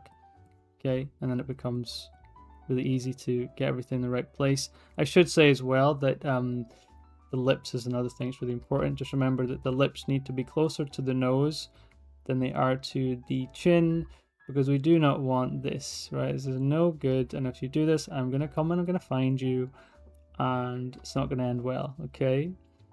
So, I'm joking, by the way. Course, or am I? Yeah, so you want it to be closer to the nose because that looks more natural. So make sure when you're doing the lips to put them closer to the nose. So if you can take the halfway point from nose to chin, just put the line slightly ahead. That'll give you good framework for there. So that is how you get sort of solid face. Okay, you can see another one done there. Similar. Okay, so that's how you gauge it, and then obviously the same side view, 3/4 view. You're doing the same thing, so make sure you work on that. Again, it's something work with I work on with my students. We go over this, we really drum this in, and it's been highly successful working together, drawing together on Magma Studios, online application. We draw together and make sure this is drummed in, because this is what you want. Face is so important. Focal point, have to get it right, okay, because people will notice if it's off. Okay, so really important. So, and again, if you want to learn from me in that way, you can just check out the website. Eduardo said, "Do you ever flip your image?" Absolutely, you should always be flipping. Flip, flip, flip, flip, flip. You have to flip away. What was that movie with the dolphin? Flipper, yeah. You need to watch Flipper 1,000 times, because if you don't flip, it's going to cause chaos, because you're going to keep drawing and getting that too much in the zone, then you're going to flip it and you're going to get a fright, and it's going to make you feel really bad, okay? But if you're constantly flipping and adjusting, digital is great for that. Drawing traditionally, it's not quite so simple. You need like a mirror and stuff. So absolutely flip all the time, because we need to be able to, you know, we're not all well, none of us are Kim Jong-gi.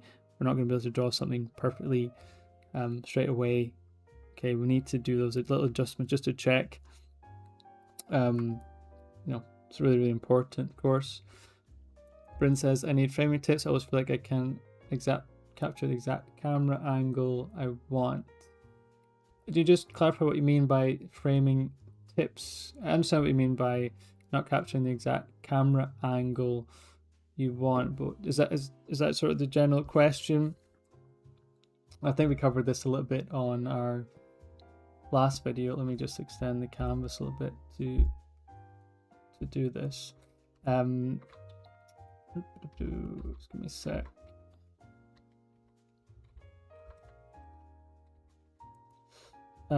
Sorry.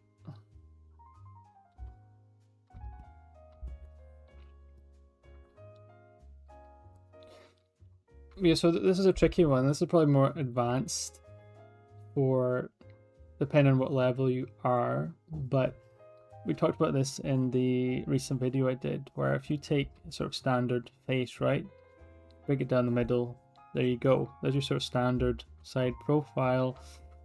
But if you do this, you can create a decent drawing, you can do, but you also think about how do you make it more interesting. And a great way to do that is by tilting the camera.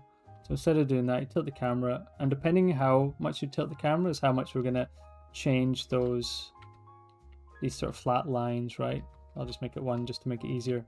Okay, so if we have a face here, instead of making it flat, we're going to tilt it like that. So it's still side profile, okay, nothing changes. It's just, what's going to happen is we're going to start to see some of the underside of the jaw. This line here, we can start add a little bit of a curve to it. You see how suddenly it gets more interesting. Okay, but this means the camera is lower, okay? That's going to be the key difference there. Camera is lower now. Of course, the head could just tilt, but it's going to tilt that, you know, sort of further away. But to make it more, changing the camera, I think, is probably the most interesting ways to do it. And obviously, the lower the camera is, the more extreme. So if you want to do a more extreme version, we're just going to change that first line. We're going to put a little bit higher. We're going to see more of the jaw, of course. Ear is going to go higher. Okay, and we're going to see more of that as it comes down. The neck is going to appear longer. Okay, as the camera, let's put some funky hair on. As the camera gets lower, we see more of the underside of the jaw. So it's really understanding what we're going to see. Okay, similar with if you have the sort of nostril at that angle. So the nose, you're going to see more of the nostril, right? That makes sense, doesn't it? Because we're looking at a much higher angle.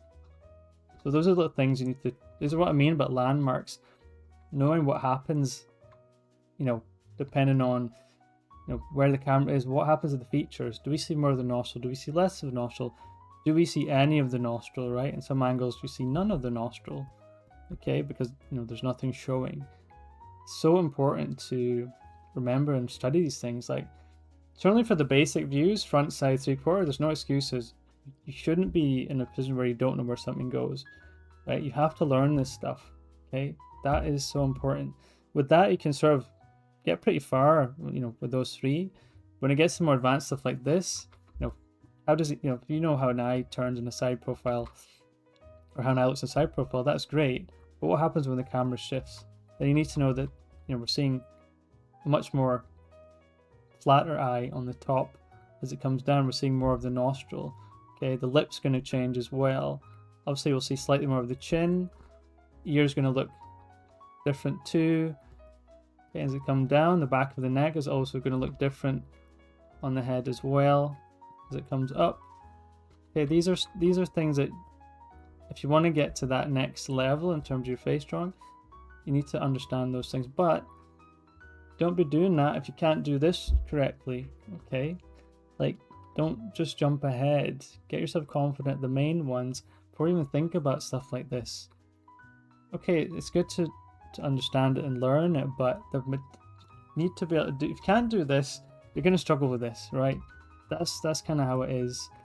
So get the basics down. It's like trying to run before you can walk, right? You want to do extreme fun angles and all this stuff. If you can't do a basic face, then, well, what are you doing, right? Sorry, let me catch up with the comments. I got you. I was thinking that's more just for placement, so I'd reference what I've already drawn for the scaling. Wait, sorry, I got you. So I was thinking that's more for just placement, so I'd just reference what I have already drawn for the scaling of. Yeah, absolutely. Yeah, so you're basically using each element to figure out each one, and this is intuitive drawing. This is drawing through landmarks, so drawing to knowing where stuff goes.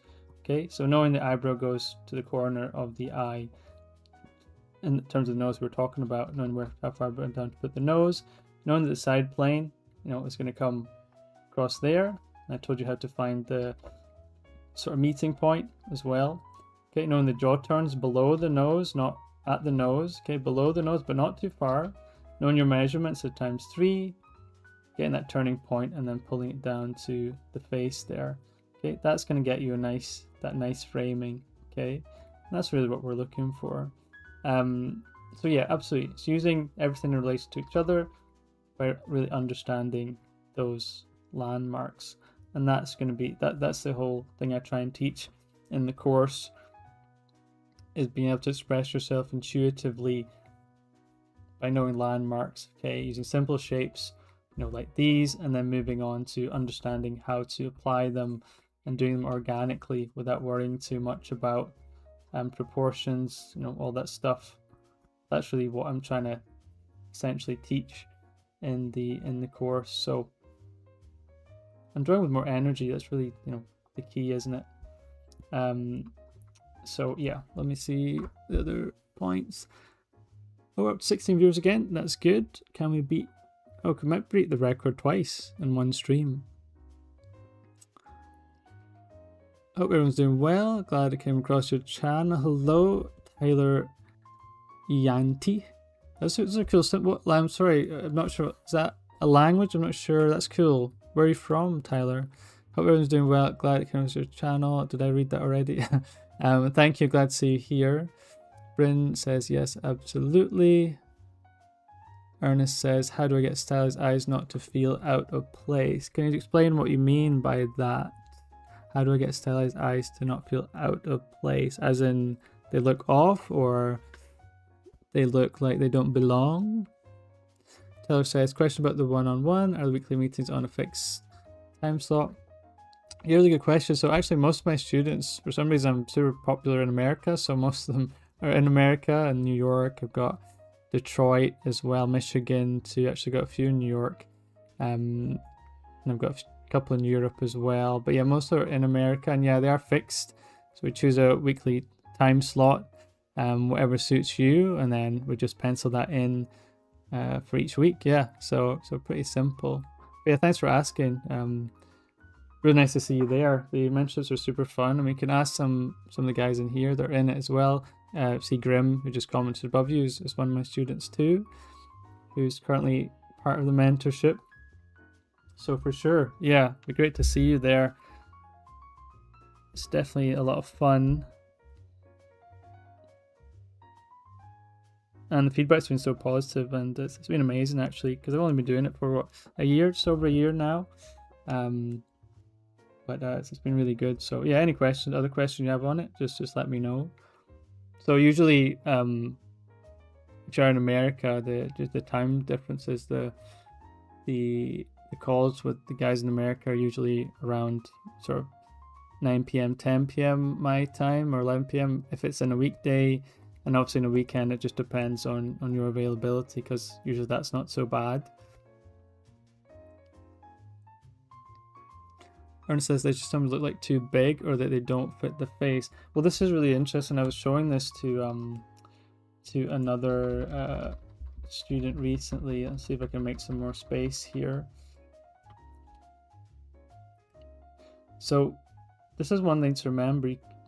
If you know your proportions and you know these landmarks, you can never make your eyes too big. It's just because you haven't framed it properly, you haven't adjusted it properly. If you do super big eyes, right, I'll show you, right, and you do this wrong, like say you make the face here, okay, and then you do that, then of course the eyes are going to look way too big for the face, right, because we've not got our proportions right. I can show you actually, if you do, if I did a really big eye, bigger than I would normally do, okay, let's imagine that. So I've got this super big eye, we'll make the other one as well. Thinking, okay, they're in the right place, whatever, but they look really big. But if I use the same measurements, we'll come across here, 1, 2, we'll do the same thing, we'll divide that in half, and bring that down a little bit, okay, make sure you get your nose right, okay, we'll just indicate that there, just slowly, do your measurements, 1, 2, 3, look what happens, all of a sudden, the eyes are not so big. The reason this is because we know our proportions. We've got our proportions right. And we kept the big eyes, but they look like they fit within the skull. They look like they fit within the face. Okay, and this is what I stressed you. The eyes cannot be too big. It's because you've done the skull too small with your big eyes, and it's made it look a bit squished. And that's the problem. Of course, make sure the top of the head's right as well. Let me bring that down too. So again, remember your measurements. You got 1, 2, 3. Take up, there's 4. That's your hairline. Take up the 5. That'll be where the hair goes, and the skull will just sit a little bit. And then we get a really nice framing. Look at that. Put the notch a little bit up. So yeah, just make sure your lips are right and closer to the nose, and they are to the chin.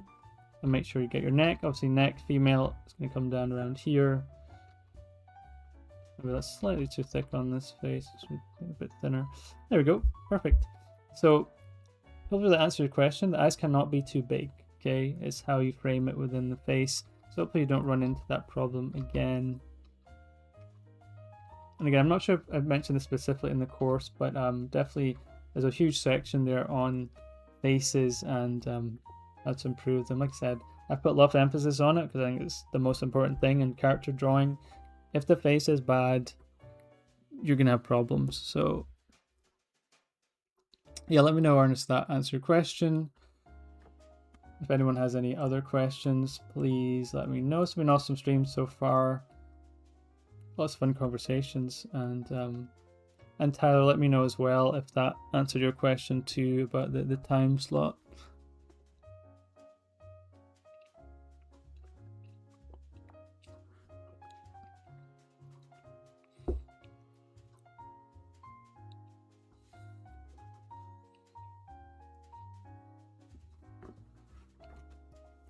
Okay, cool.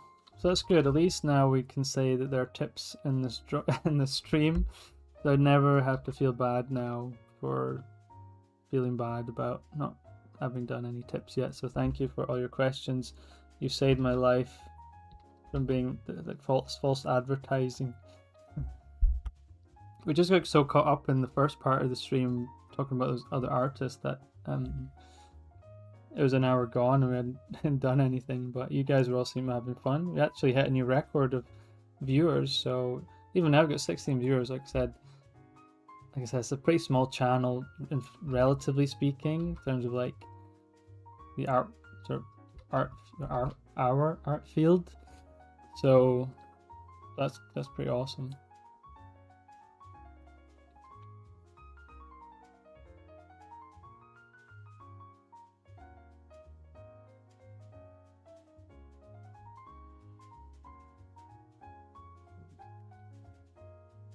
And yeah, if you have any other questions on anything, front view, side view, three quarter view, sorry, ask away. Asketh and I shall giveth. Not a proper, that's not even a sentence, is it? Gosh, the Victorian people would be sending me out to sea with language like that.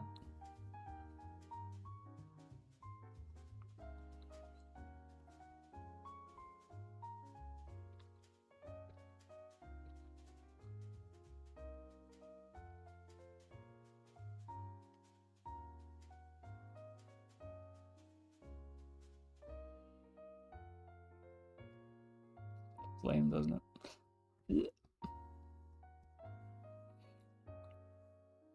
Okay.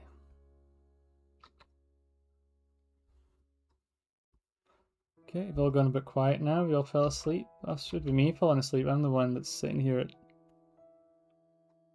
12:45 in the morning. Well, night, morning, however you want to call it.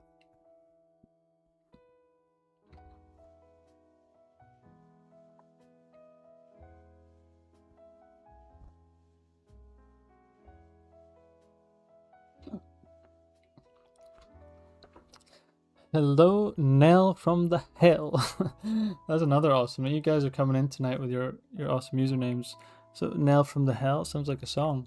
Hi, what is your favorite angle? My favorite angle is absolute side profile. I'm obsessed with side profiles, and they're so much fun. When you get it right, it just feels really good.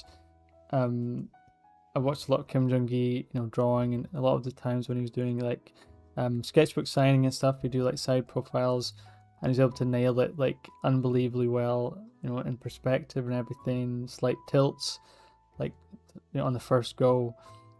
And ever since like watching him, I've been obsessed with trying to be able to do a really good side profile, like as good as him. So yeah, absolutely, side profiles are my favorite. I used to really love three-quarter views. Not now, they don't excite me as much, maybe because I improved at them, but they're always good. So three-quarter views, yeah.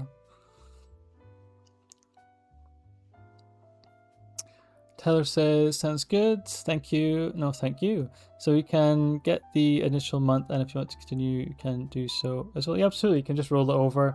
I do have space at the moment, so absolutely, I can fit you in there. So you do initial 4 weeks, and then yeah, you continue. If you want, you can roll it over. You can do long term, or 6 months or longer, but of course the long term is discounted. But yeah, you're happy to roll it on. Yeah, we can absolutely do that. So no problem at all.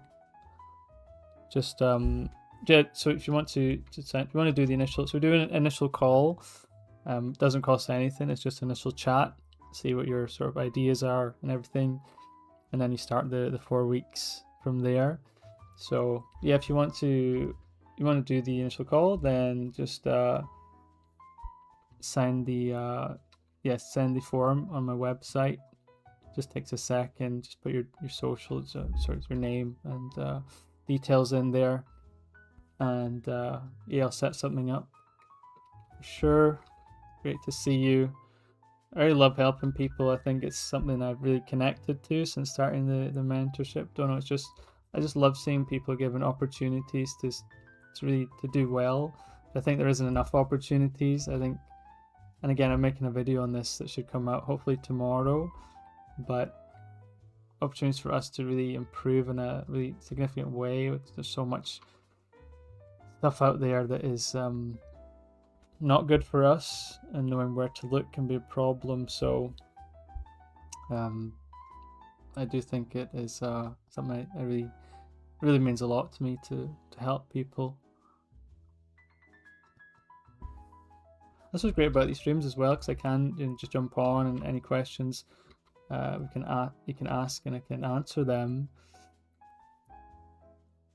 It's going to be a problem though if the channel is growing, and I hope that because I can't imagine streams of like over 100, 50, 100 people trying to manage all the questions. I do worry about that because I am doing this, it's all on my own. So of course,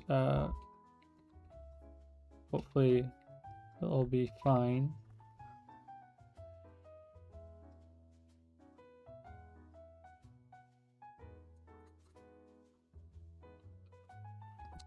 Tyler says, yeah, I'm Southeast Asian, based in the States.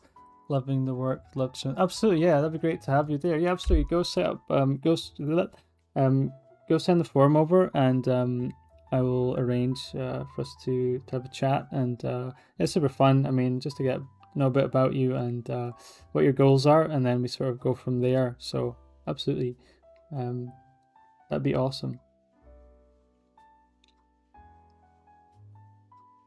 And yeah, make sure to join the Discord as well, because a few of the students are in there too. It's a great place to hang out and learn some new things there too. So Nell from the Hill says, great. Oh, I love that. Oh, I miss that emoji with the moon. I used to use it all the time, but that takes me back. That moon face is so funny. I follow Kim too. He was a great master and died 3rd October, like my birthday. Heart, gosh, that's crazy. He died on your birthday. That's crazy. Man, I still remember that day he passed. It was just, what the hell? It was such a freak thing. Like, he was like at an event, and then he just like. But what is it true that he was like? Did he smoke a lot or something? I don't know. Gosh, why am I even? I don't know why I'm even trying to ponder what the reasons were. But yeah, it just hurt. That hurt, man. That really hurt. I had the privilege of meeting him, back in 2018, 2019. And just watching him was just a joy. Just being near him felt like you were just witnessing greatness. And people can label these kind of things, genius and everything, just here and there. But I genuinely think, and I think a lot of people would agree, that he genuinely is a genius level, and one of the greatest we'll probably ever see. He was just unbelievable, right? When someone asked him to just on stream to draw a plane engine, he was saying, asked me things to draw, and he didn't just draw a plane engine, he drew something that it looks so unbelievable, unbelievably accurate. It's just ridiculous. And not only that, to draw it in such detail and in perspective and everything, it just makes you laugh, actually, to be honest. And please don't ask me to draw a plane engine, because I ain't gonna be. You best believe I ain't drawing no plane engine. Got some more questions. Andre HC9Q9D. Andre, have you been in here? There's a few Andres that jump in, and one I think is Andy from the Discord, but sometimes I forget. But good to see you anyway. Where did you learn anatomy? Since you asked that, I mean, there's not much anatomy on this page, but anatomy I learned from Loomis, is my boy, Andrew Loomis. Great name, right? Everybody agrees Andrew Loomis has the best name, at least first name. Second name, not so sure about. Yeah, I think he's fantastic, phenomenal with his pencil skills are amazing. Great study. It's just pencil work, but simplicity in the way he describes things as well is probably one of the better books out there, even though it's not everybody's style. Certainly he's an absolute master at drawing faces and figures, for sure, 100%. Don't let anyone tell you otherwise.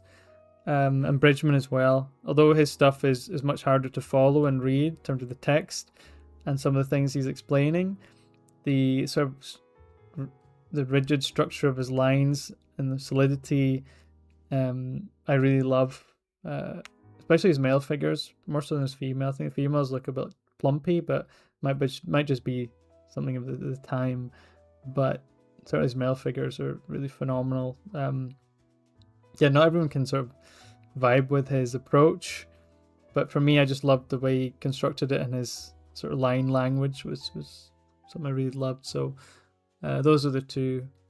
I've also been doing a lot of Masters of Anatomy stuff recently, because I think that stuff is really, really good. It's probably one of the best resources out there. If you can get the books for Masters of Anatomy, the artist for that, Raul, what's his second name?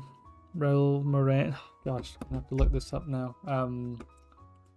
Raul something. Again, super underrated artist. I think this guy is a genius as well. Yeah, Rel, have you heard of this artist? Rel Moreno Coslado. He does all the artwork for the Massive Anatomy books, and he is just so good. I mean, this stuff is so much fun. But he's another artist I was talking about earlier who can just do like anything, like give him like a lawnmower and he'll create a piece of art with it, right? Just beautiful art. And like I said, it doesn't matter. He's really good at this sort of caricature stuff as well, so I'm not a fan of, but he's just like this Sagat one. It's ridiculous. Yeah, he can really do anything. The pencil stuff, he's just genius with that too. I love this one with the hippos. There's so much character. That with a little cigar. That is so fun. That's so nice. Yeah, he just does the most random things. He also, one of those books, the Massive Anatomy books, is like animals, and some of the stuff in there is just crazy. There's a lot of stuff like this. Like, this is so wild. Like the shapes and everything. Oh, I just realized he's giving us the finger. Yeah, it's just insane. This is I love this one. This like sort of insect samurai. It's like the ideas are just crazy. And just silly stuff like this is just so fun. I love this artist. I genuinely think he's like another genius. I genuinely do. And I know I've said that a couple of times tonight, but when I say genius, I do mean it, right? I absolutely mean it. It's not just coming from nowhere. This guy is ridiculous. Like, seriously. I love this one too. It's like Akira, but like as if it was like 1920s or 1930s Akira. I think that's so fun. That's such a cool. It's one of those things you see it and you're like, damn, I wish I thought of that. I don't think I'd be able to execute even as well as this though. I mean, that's beautiful. More animal stuff. Nell from the Hell says you can do hands, any exercise for knuckles. So I'm really bad. I'm generally not bad. I think that's a bit harsh. I'm not the greatest at hands. Yeah, I'm not the greatest at hands. Hands are difficult. But actually, speaking of the Master Anatomy book, is actually fantastic for hand reference. I'll try and show you that in a second. So I think that'll really help you. The Alpha Uzaru. Ooh, that's a good name. Nice to meet you. The Alpha Uzaru says, have you ever used Procreate? I have used it in an event. I used it, I'm pretty sure I used it in an art event. I don't know if I used it in Eindhoven recently when I was at the event there.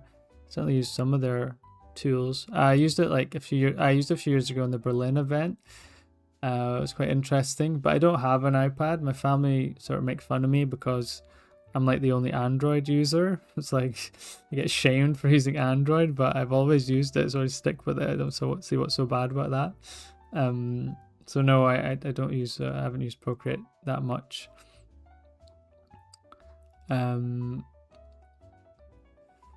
Yeah, he was too young. Yeah, absolutely. I mean, he's 50. I mean, he still had a long way to go. He seemed like relatively healthy when you looked at him. But yeah, just shocking, right? Peter Han. Yeah, Peter Han is really, really good. Again, I've bumped into him before. Didn't speak to him, but bumped into events, and he's really supportive to the artists. Very confident man. You can see the way he speaks is almost gonna be a bit intimidating actually. When you hear him speak, we can see why he is actually a good teacher. But I feel like that could maybe a little bit intimidating.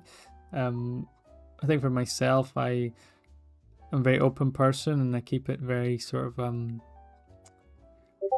I know when to be like, right, you need to sort of step up. But I think when you listen to Peter, it's like, oh shoot, this guy is not messing around, right? So that's the vibe I get. But he's a phenomenal artist, amazing. He's really improved a lot as well. I mean, since when I first saw him to now, he's really came on a huge amount. Yeah, he does. He makes he's got loads of educational stuff out, books as well. He's got the dynamic sketchbook or something it's called. Alpha was out insane work. How does it compare to CSP from what you can remember? Just clarify that question. How does what compare? Oh, how does Procreate compare? I'm not sure. Like I said, I just dabbled with it, so I can't really give. Maybe someone else in the chat can give a good answer on this, because I'm not. I'm literally just only really use Photoshop, Potato Shop. I literally only use Photoshop and Sketchbook Pro. I don't really use anything else. So yeah, I wish I could answer that, but to me, I always prefer Photoshop. At least Sketchbook Pro for sure will always be my baby, because that was my first ever digital art program. So yeah, hopefully, sorry, I can answer that. He got really good books, full sketches. Yeah, no, he is one of the better ones. Absolutely, yeah, he's absolutely fantastic artist. I did hear a story. One of my students told me, where they were at an event and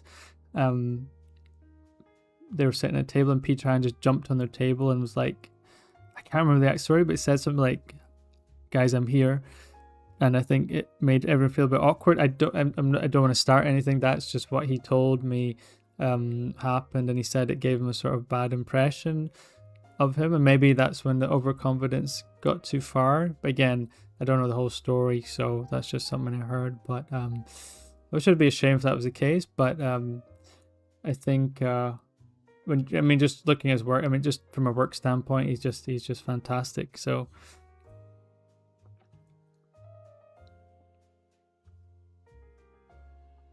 Oh, look at this. This is beautiful as well. So yeah, this artist. So check out Master of Anatomy, because again, there's some amazing resources there for learning how to draw. What the hell? What the hell is this? How to draw the human figure. He really is just fantastic. He's got one expressions. He's got one animals, female figures. Although it's very comic kind of poses. In terms of like action poses. So do bear that in mind. Look at this. He just wants to do a Ghibli style. He can just do it. That's so fun. I love this one as well.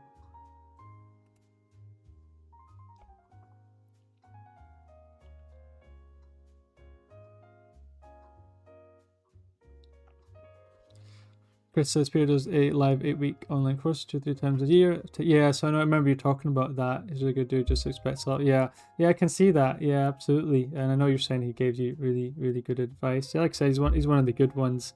And you have a lot of respect for him, because when I've encountered him and see him around, the way he sits down with people when he goes through sketchbooks, I think is amazing. And not everyone does that. So yeah, absolutely. I've only ever got good impressions from him as well.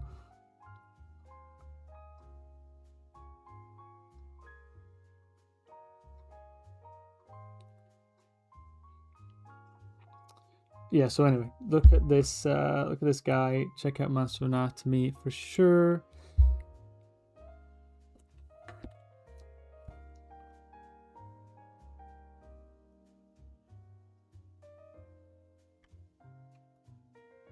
Didn't know you were still here, Chris. You're preparing for tomorrow. Got some good stuff to show me.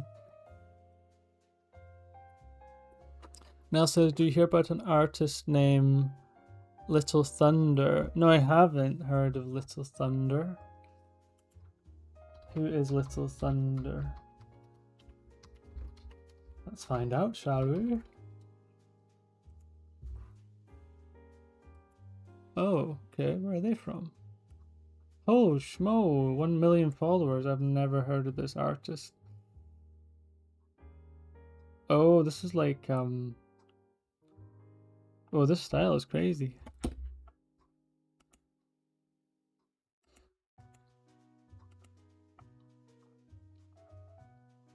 That's interesting, isn't it? Yeah, it's not a style I would immediately be drawn towards, but I can see, this is cute. I can see why the artist is so popular, because I guess these are all traditional as well. Initial fashion winch. Okay, wow, this artist has really made it big. Well, that's cool. You can see how, I mean, this kind of stuff, you can see how it could do really well in gallery shows and stuff. You know, it's very vibrant. It's got that sort of mix of almost like illustration mixed with touch of fine art in some aspects, but then it's got super stylized here. What the what the hell? Some weird stuff today.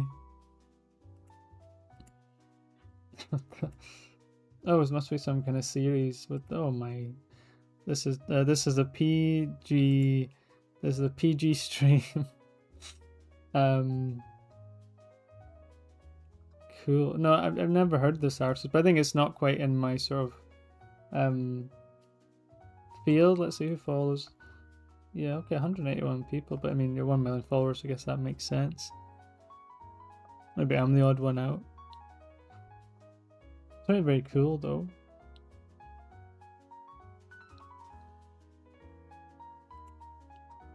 That's crazy. Yeah, gosh, that is insane. I mean, that's what, A0? Is that? That's huge. Yeah, that's impressive. It's all traditional. But you can see they're very consistent with their style, and I think that absolutely helps too. Feel like everyone, when someone sees your work and they know it's you, I think that's always a huge thing. Oh, that's cool. You can see how this person has really embraced themselves as a brand as well, which is awesome. I think that's something, if you're willing to go that far, can take you a long way as well. Cool, yeah, thanks for showing me this. This was interesting. Again, not something I'd say just I'm super huge fan of the style, but I can see why this is done so well, and its artists have done really amazing for themselves.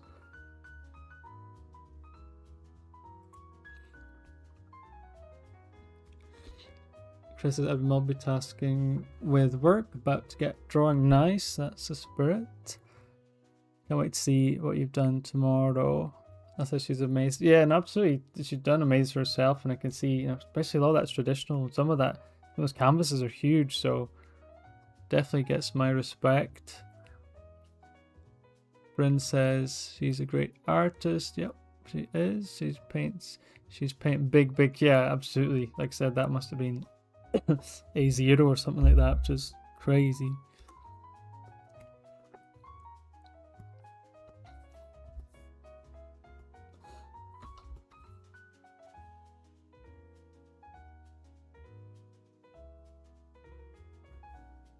Gosh, I've been drawing this for like 10 years, this one. Too much talking.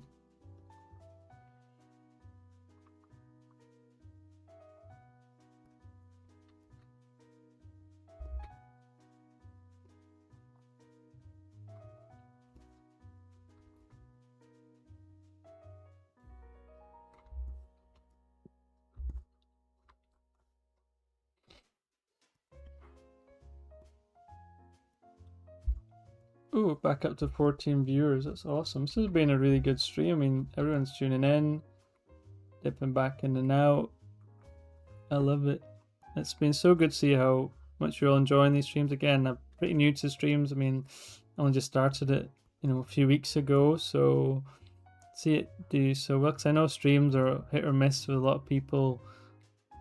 To be able to have consistent like conversations and people joining and meeting new people as well. There was a guy who worked for Marvel that was in the other day, and they actually messaged me after the stream and was like, thanks so much for the stream and inspiring and stuff. So that was amazing too. Yeah, it's been a great ride, and hopefully even when the course is out, I hope to still do these, because they have been really, really refreshing to sort of get involved in this side of it. For sure.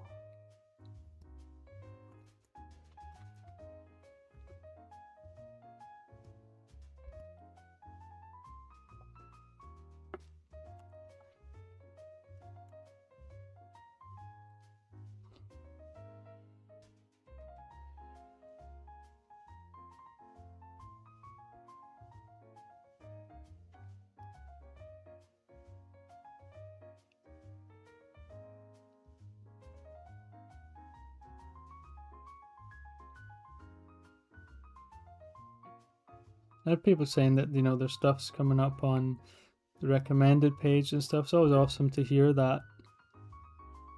So often it was me seeing like my favorite artists come up on YouTube front page, like back in the day, Ahmed Al-Duri, Cynics, or whatever, and I'd be like, oh, click on it so fast. I'm not saying you guys do the same with me, but to have that, to knowing that it's actually coming up on the page, and you know, that's an awesome feeling, and that was always one of my dreams, to be like them, not to be them, but to you know, to be that kind of inspirational artist. Obviously, I mean, look, like I said, I'm very small fish, but hopefully one day that would be so awesome. I think I do just need to work on the videos. I know a lot of you like the videos, but it's not like any of them really blowing up, so I still maybe just need to fine tune them a little bit. Which is interesting, because even with Cynic's design, I mean, his videos are just basically, there's nothing fancy. He plays the video and he talks and he draws. So maybe it doesn't need to be that complicated. Because watching this other artist called Nero Art, and if you ever seen, you know, his videos, there's like fancy graphics slides and everything, and everything's fast moving. So it really is, it's hard to know what the answer is, but like I said, I mean, we went up to 6.5K, right? And from like 4 something. So it's been really good, you know, and that's still amazing to be growing, you know, even if it's in a smaller kind of way.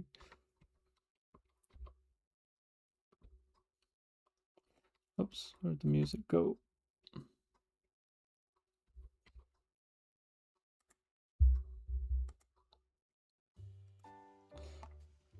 So, Slip Duck, are there different ways you put hair on the head? Can you just clarify that question? Are there different ways you put hair on the head, as in like different hairstyles? Or, yeah, just what do you mean by that? Cynics did YouTube during a different year though. Yeah, I mean, he was like early 2000s, and in that 20-year period he got 1 million followers. It's so awesome. Yeah, I suppose, yeah, when you look at his old videos, it's got that old sort of 2000s feeling, right, with the audio, and it just has that vibe, right? And yeah, I guess that time, was it early to the mid 2000s? No, it wasn't. It was like maybe 2007, 8. I can't remember when his first video was. Yeah, that was maybe it was a different time. Maybe that video style doesn't work as much now. Everything seems to be I guess this is the generation we're in. Everyone wants stuff to be fast moving, like, you know, it's constant. I mean, notice in the last video I just made, it was like it had the Samus, the finished Samus sketches at the front in those first 30 seconds, and here's me thinking, okay, I'll put some finished artwork on to keep people tuned in, hopefully. And that was one of my lowest, not in terms of the video's doing fine, but the first 30 seconds I had more drop-offs than any other video in that first 30 seconds. I'm like, wait, what? I literally put the end results at the start of the video, and because I feel like, because it was a still image for like 30 seconds, people are just dropping out. It's just like, I mean, I haven't even got to the video yet, and like only 30% are still watching after like before I even get to the next bit, and I was only 30. That's like 30 seconds. That's nothing. So next time, I feel like I just need to get straight into the moving sort of drawing part. I just don't get it. I just don't get it at all. It just feels like this generation is so used to like a short attention span, that just sitting there looking at still images, a lot, you know, especially a lot about younger people in our field, and there's a lot, they'll just get super bored easily. They won't see it as inspirational. All I can do that's like, oh, too much talking, put it off, you know. No, that's what I think it's like, you know.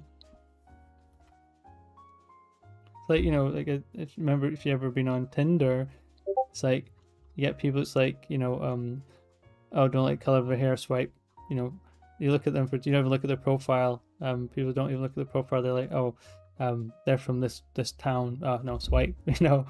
So it feels like the same thing. I mean, that's why I'm finding tough to try and find what is like, how do I break that barrier? I mean, I've got videos that have got done like 30, 40k, which is good. I mean, that's fantastic. But how do I get one that's like really sort of breaks that barrier? That's what I'm trying to sort of figure out. Like the last few videos have done pretty solid. I mean, 8, 10, 8k, 9k, 10k, which to me is really, really amazing. But I'm just waiting to see like how am I gonna get to that sort of, how do I get something to really blow up? And I really don't know what the answer is. I just don't know.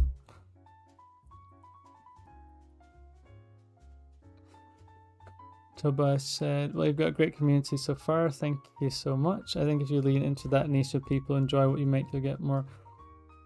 Yeah, I think I have no problems with the quality of the stuff that I do. I just feel like I'm not navigating around the whole YouTube system well enough, like, catering the videos to the sort of algorithm properly. It feels kind of sad just saying that. I've always felt like I just wanted to do simple stuff. I'm not big into like editing and stuff. I don't really enjoy crazy editing. I like just keeping it simple.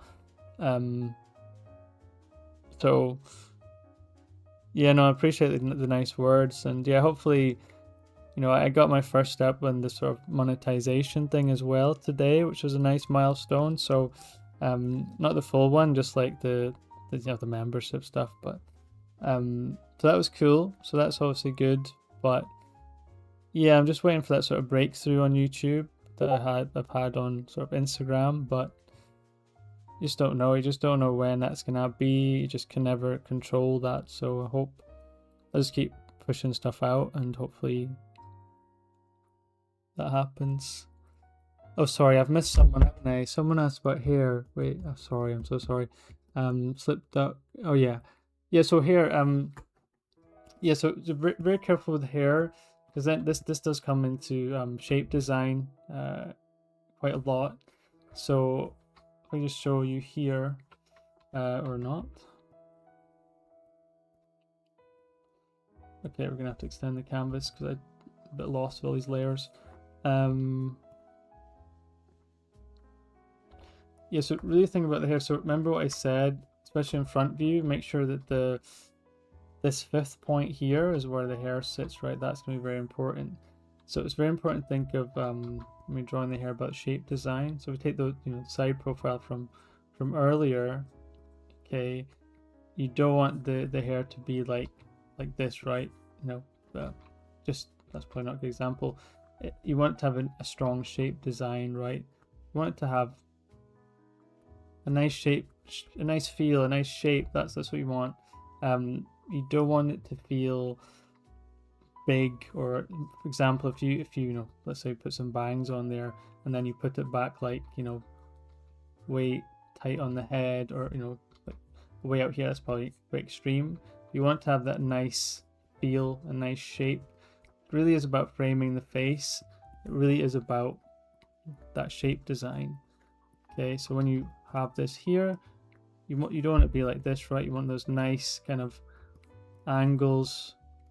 That's what we're looking for, because if you don't practice that, then you're going to end up with just a blob that doesn't frame the face in a really good way. You want to have that nice crispness. That's going to be what's going to make it more interesting. So use the hair to frame the face. Okay, really important. Doesn't matter what angle you're doing, think about it in that same way. Okay, nice angles, nice framing. That's going to give you that nice silhouette, and the silhouette and shape is really the key terminologies there that I would use, okay, to avoid that kind of pudgy kind of look. I think is really important. Okay, be back 1 second. Make sure get your questions ready. Just give me 1 sec.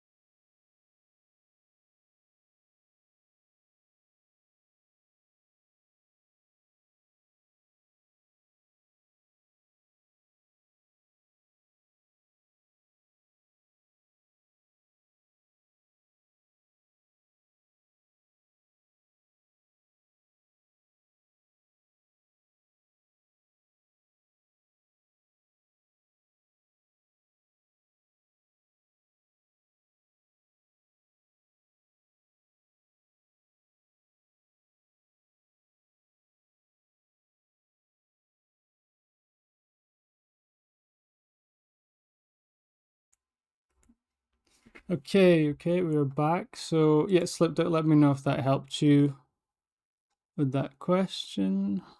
Can y'all hear me? Yeah. Oh, what's happening? Grace rising up. Grace be rising up. That's a very positive username. Everybody rise up for Grace. Welcome, good to see you here. I don't think I've seen you here before. I would remember that username, so thank you for joining. Bryn, welcome. Bryn's moderating not just the Discord, but the chat here as well. Have you talked about eyes? I don't think I have.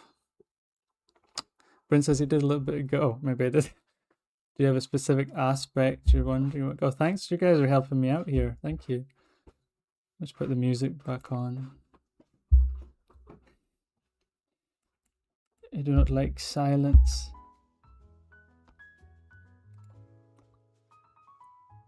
No, not fully, really. Just wondering, because eyes for me have been hard.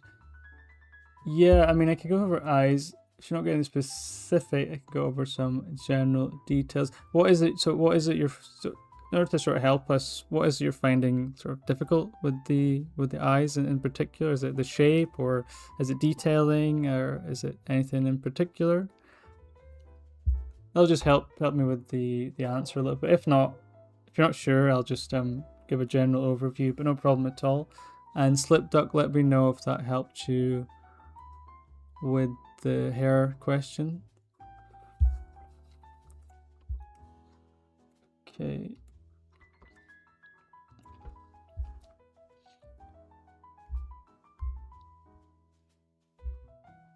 Oh, I missed something. Dude, hair textures are so fun. If you can't think of a style, change the hair type. Yeah, absolutely.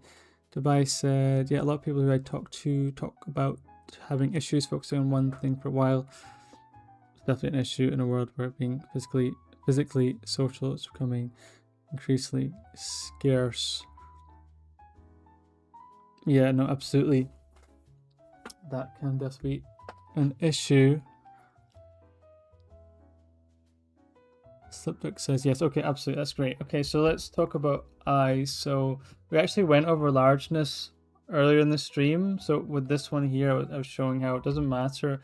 The issue is never how large you do the eyes. It's how you frame everything else in between. So if your eyes whatever size you want, it's about how you frame the sort of face and skull around the eyes is what's important.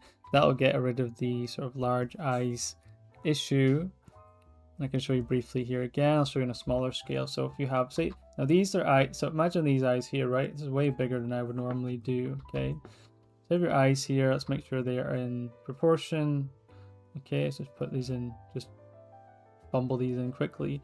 Okay. So the issue is, so as I was showing before, if you then put the face like this, it's going to look like the eyes are too big for the face, and that's then going to be an issue. So what we do is use the same measuring technique we were using earlier, and making sure that these are 1, 2, 3 apart. Do the same on sides. We'll just split that down the middle. Okay, so split that down the middle. That's going to give us the sides of the face. Okay, so I'm just put that there and put that there. That's going to give us the sides of the face. Then we do our measurements down. Make sure you get your nose in the right place. You can bring that down to below the nose. Make sure our measurements are in place, and then we can pull the chin down there and then up again. Make sure you got your rest of your proportions right, and then we have a pretty solid face there just from those big eyes. So again, even if you draw the big eyes, it depends on how you frame those eyes in and around that. That is going to be the key. Okay, so always remember that the eyes are not, it's not the issue. The eyes are too big. It's really the issue with what's going on around it. Okay, so hopefully that helps your first question. In terms of placement, well, that was the answer for the placement. So just remember when you're doing your eyes, it's a good thing to, at first, and let me know if you're using digital or not. If you are, it's much easier to just go 1, 2, then you can go back, take them out. You can leave them in if you want. 1, 2, 3, just make sure. And another thing you can do in digital to make sure, now the problem with the front view is often the symmetry catches a lot of people out. When you're learning, you can just take one point, hold shift key, take that across and make sure that line is hitting. Okay, you can just undo that and place that in just to make sure, so that when you mirror it, it's not going to be where are we?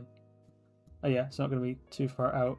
Okay, just want to make sure that is correct. Okay, so we can place that in, pull that in there, make sure eyebrows also matching, make sure the turning point is above the corner of the eye there, and that's going to help you get that, put that in. Okay, so very important. Okay, your placement, to think about where the oops, so yeah, thinking about that 3/3 rule, 1 2 3, place your markers down if you have to, and eventually as you keep doing this your brain will sort of adapt and you'll rely on that less and less. But even, you know, even if you do, you know, get better, which I'm sure you will, there's no harm in just putting those in, and then you can just erase them or just undo them as you go. You can do one eye. Okay, mark down the measurements. Okay, 1 2 3, keep your cursor there and just take them out, and then just do the other one like so. Okay, so that's no problem either. Okay, so okay, traditional, digital. So yeah, so that's fine. So you can practice that method easier on digital. If you're doing traditional, you can just lightly put in the marks, and you can either erase them or, you know, leave them in lightly. It depends if it's a finished drawing or not. For practice, it's no problem. So definitely practice that, and you won't have any issues. So yeah, Grace, let me know if that helped you. It's a really good question. Well, that's a really good common problem. Sorry, rather. Is the eye. So let me know if that helped you, and anyone else, anybody else, let me know if that helped you too. Very fun working on eyes, but yeah, they do cause a lot of issues, and it's very, we have to be mindful of what those issues are so we can avoid them. Okay, cool. Shall we keep on trucking? Let's go. Let's keep going. Let's see how. Let's see who else pops up here, or who else rises up. Let's see who else rises up on the stream. Great to see so many new people. And again, this is all celebration of my course coming out next week. 8 days. Can you believe it? We're almost there. So that's very exciting.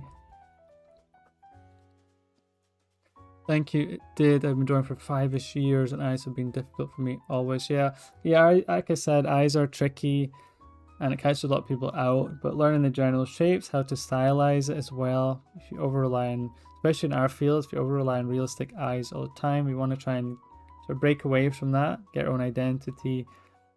Then it's important to try and practice how to stylize them as well. So I'm glad I can help, and hopefully that's helped you. And well done on 5 years for drawing as well. That's amazing that you're keeping it up too. I think most of the artists I've met in my life, in terms of like physically as I've been growing up, have all dropped out. I'm one of the remaining few, if the only one, so it's quite sad. But it is one of those things that I try and encourage people to just keep going. As I mentioned earlier, the other artists I showed, just stick in there. You never know what can happen if you just keep plugging away. In terms of skill, I mean, or like as learning new things. I mean, the artist was okay; they were at a good level, but by just sticking in there, something eventually clicked, and they just took off.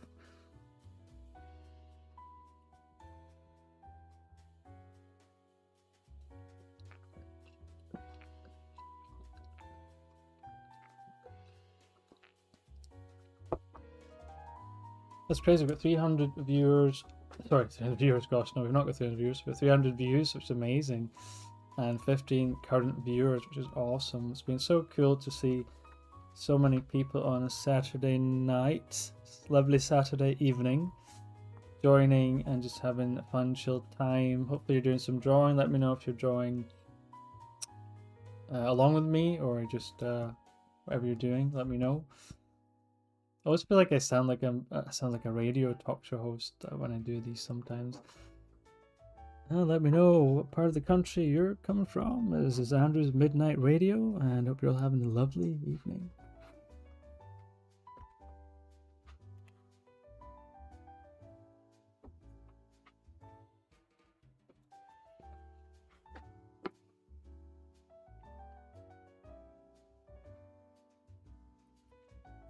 Okay, we have another question. What type of videos do you like making the most for YouTube? I've mostly really liked this sort of the videos I made recently. I made one called Just Draw What You Want, and I made another one, Reference versus Imagination. I really enjoyed just talking about stuff. Like, rather than just trying to do this tutorial, like, and trying to help people in this sort of simplified way, trying to edit it and make it nice and hopefully it does well type thing. I've actually liked the ones where I just sort of say how I feel and just have like some drawing going on in the background.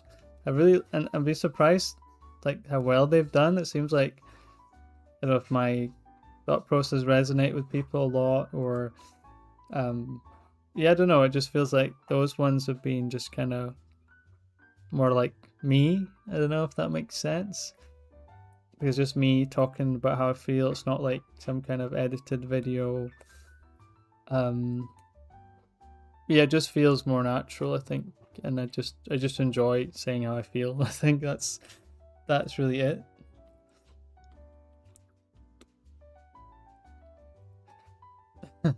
Drawing would do the late night. No, it generally feels like that sometimes, because the way I just when I'm talking, I'm like, where are you guys coming from? But where's everybody? It just feels like it does feel like a late night radio show. Maybe that's my next venture. Screw the art. Made it radio show. I've been thinking of maybe one day doing like a podcast. You know how I have I told you one of my best friends lives just 3 hours north in Scotland from me, and he's a Magic the Gathering artist. I was actually thinking of maybe asking him to do like a podcast, like me and him, just talking about art related stuff, similar to like the Proco one. I don't know if you've ever seen it, the Draftsman. Obviously, would be nowhere near the budget of that, but I don't know. I think that'd be fun because he's such a funny dude. I think it'd be. I'm just goofy. I'm not really. I don't think I'm really funny. I just think I'm goofy, unless you guys think I'm funny, which I don't imagine you do. But I'm just a goofy person. He generally makes me laugh so much. So I think it'd be. Yeah, but maybe I don't know. Maybe that wouldn't work. It would just be him saying stuff and me laughing. I don't know if that would be a good podcast. Wolf Van Doom, hello, that's an awesome name too. Doing some Max Greg exercises on Procreate. Max Greg is crazy. Let's look at some Max Greg stuff, because he is insane. Actually, that's awesome. Good to see you drawing. Actually, Grace says I'm from the US of A. Grace rising up from the US of A. Awesome. I seem to have a lot of people who either follow me or, like I said, most of my students are from USA. And when I look at the insights on Instagram, most of my sort of geography of people who follow me are USA. It seems to be where my style resonates. Kamari Styles is here. Yo. Kamari, I feel like I haven't seen you in ages. It's like, where you been, man? It feels like so long. I missed you. Bryn says, hey, I'd listen. Well, look, I think it generally could be quite good, because he works with magic, very experienced, amazing oil painter, whereas me, I've made it in a different way through, Instagram, got a mentorship program, courses, all that kind of stuff. So I think it'd be a really good, it could be really good. Obviously, I haven't asked him about it. There's a good chance he would say no. But it's just something I was thinking that it would potentially be quite fun. But yeah, that's just an idea.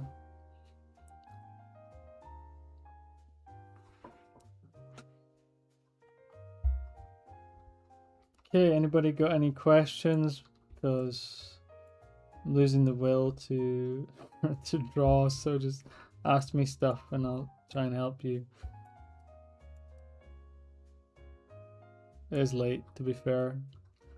1:30 in the morning, so I'm in Lala land at the moment. Does your buddy have an art Instagram? He does. I'll link it to you just now. Yeah, he doesn't post really much anymore. He really just focused on the grind. He's got this amazing art. Honestly, you can see his like art, his attic. It's just his little art cave.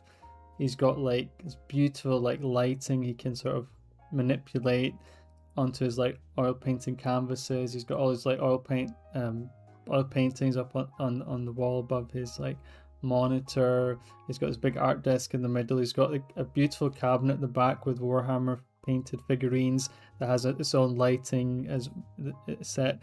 The way he lights it as well is beautiful. He's got all these old magazines as well. It's I could spend forever in that like in that attic for sure.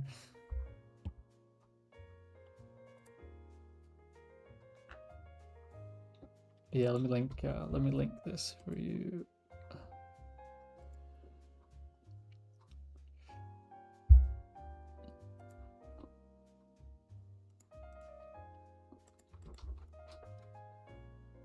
There you go, Chris. Kamari says, did you already touch on the random class? I'd hate to make you repeat yourself again. What class do you mean, Kamari? What class are you talking about? Are you talking about the course or something else?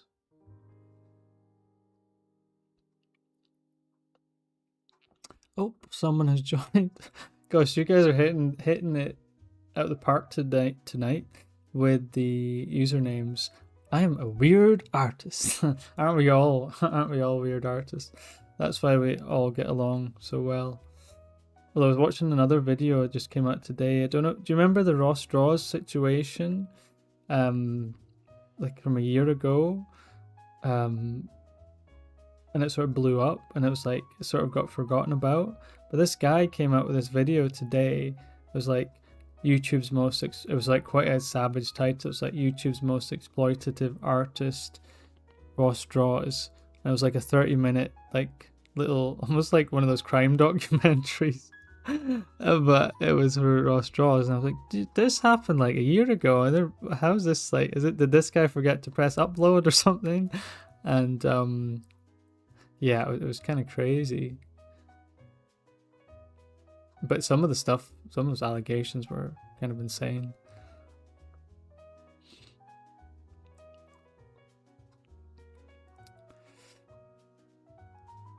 Bryn says, any suggestions for improving poses or expressions? Yeah, I'll show you in a second. Kamari says, yes, your course.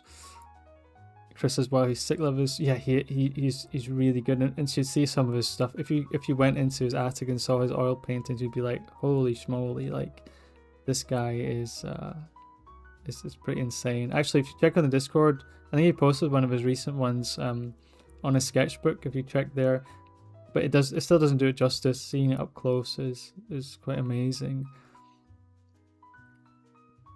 Bryn, yeah, so for improving poses, so again, like I said, for Massive Anatomy is amazing. But again, for posing, I think I made a video on this, but I think I archived it because it just wasn't great.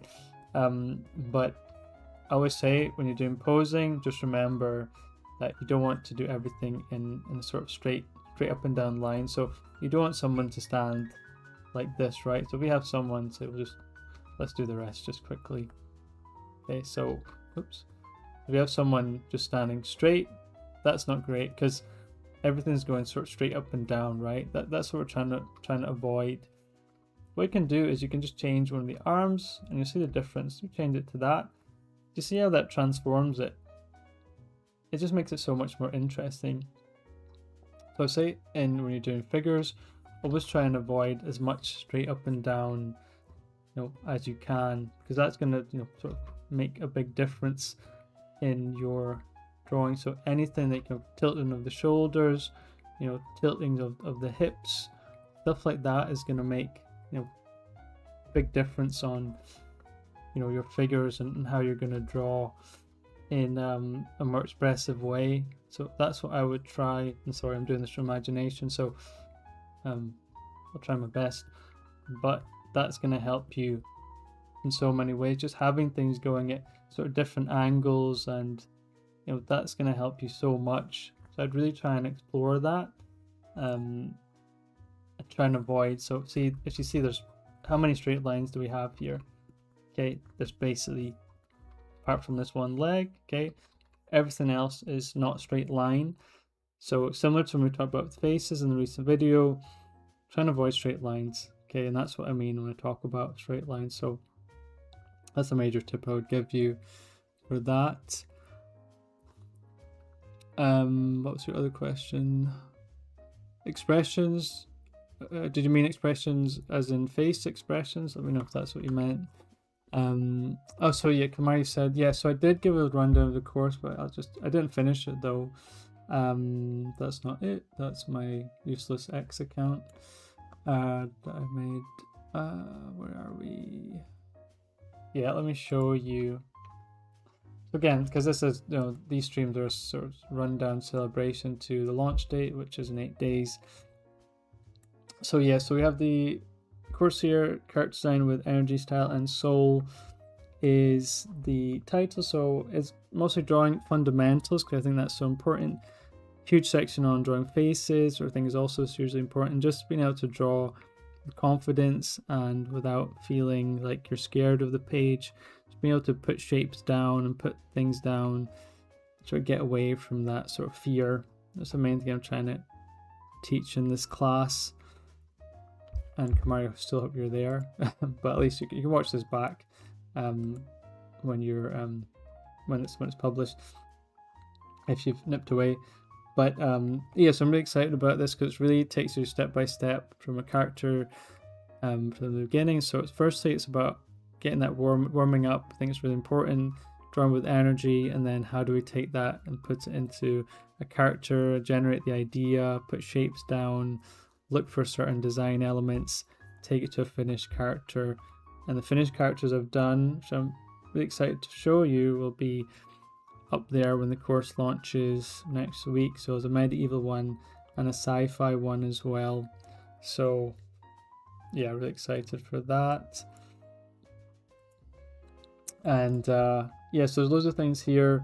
You've got brush pack, you've got files, lots of assignments there you can work through. So there'll be a PDF, I think 20 PDFs or 23, and there's 20 hours of video, so it's a big chunky sort of course. So put a lot of work into it, and hopefully you make the most out of it. And yeah, so it is for the beginners, intermediate artists.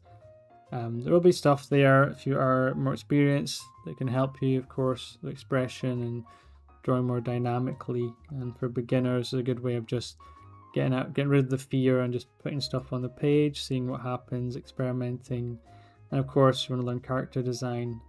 This is really good for that as well. So yeah, I really recommend just having a look. And again, if you want sort of go at your own pace, the course is good. Whereas if you want to hear me or listen to and see my goofy self each week, you've got the mentorship as well, which is obviously more intensive, and it sort of keeps you on your toes, at least for the course. I mean, you can go at whatever pace you want if you're not so sure on your time schedules and things, then this is the other good choice. So at least you have the options there. This is one reason I wanted to get this out too, so that people who aren't able to do the mentorship due to time constraints, then they've got the course, so they can just sort of I mean, the only thing with that is, making sure you keep up with doing it. At least with the mentorship, you can you are kept on your toes to keep drawing. Otherwise, I've got the sort of whip out. I'm joking, it's not that bad. But yeah, so there's sort of pros and cons to both. Or sorry, no cons, but there's different pros to both. So yeah, Does that help you with the rundown? Yeah. So loads of stuff in here. Thumbnails, gesture warm-ups, facial landmark study. That's a big old chapter. Skulls, got a bit of that too. Faces in perspective. If you're on my Patreon, there's a preview of this actually. So you want to check that out. That is on Patreon. Male versus female differences to look out for. Lighting as well. Yeah, there's a big bit on, which I think is important. The custom brushes, how to use them, what they're useful for is good too. Big chunky bit on color as well. So yeah, and then these are ones I've already done, but the new ones will be here next week, so I'm excited to share that with you too. But cool. Whoops, I've got BRB here.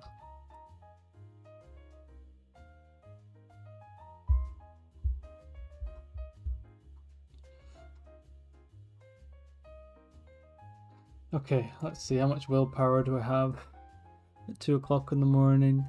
There's some people who love drama in that world. Yeah, it is crazy, like, and there is some stuff there that is bad. I mean, gosh, you can go watch the video or watch what happened to Ross, but there's stuff there. Like I grew up, I sort of got into digital art, and he was a big part of sort of my sort of era, and I learned a lot from him, and I looked up to him. But some of the allegations, like the racism stuff, I don't know how it. I mean, thing is, like, he's never sort of. It's weird because he never sort of like. I don't know. He never said anything about it, but those the allegations that were made. But that's what's worrying to me. But regardless of all the other stuff, like, whatever. That's the stuff, because I've dealt with racism, being mixed, especially, and I put this in my my blog on my website and my Patreon. But it was tough, growing up in a rural sort of village in sort of central Scotland, because everybody's white here. So I ended up here by happen chance. My mom's South African, my dad met her there, and he brought me here. So I dealt with racism. So any stuff like that, I really sort of, I don't like. Well, nobody should like it, I mean, obviously, but I felt it. So yeah. Anyway, but that's, yeah, it was really bad.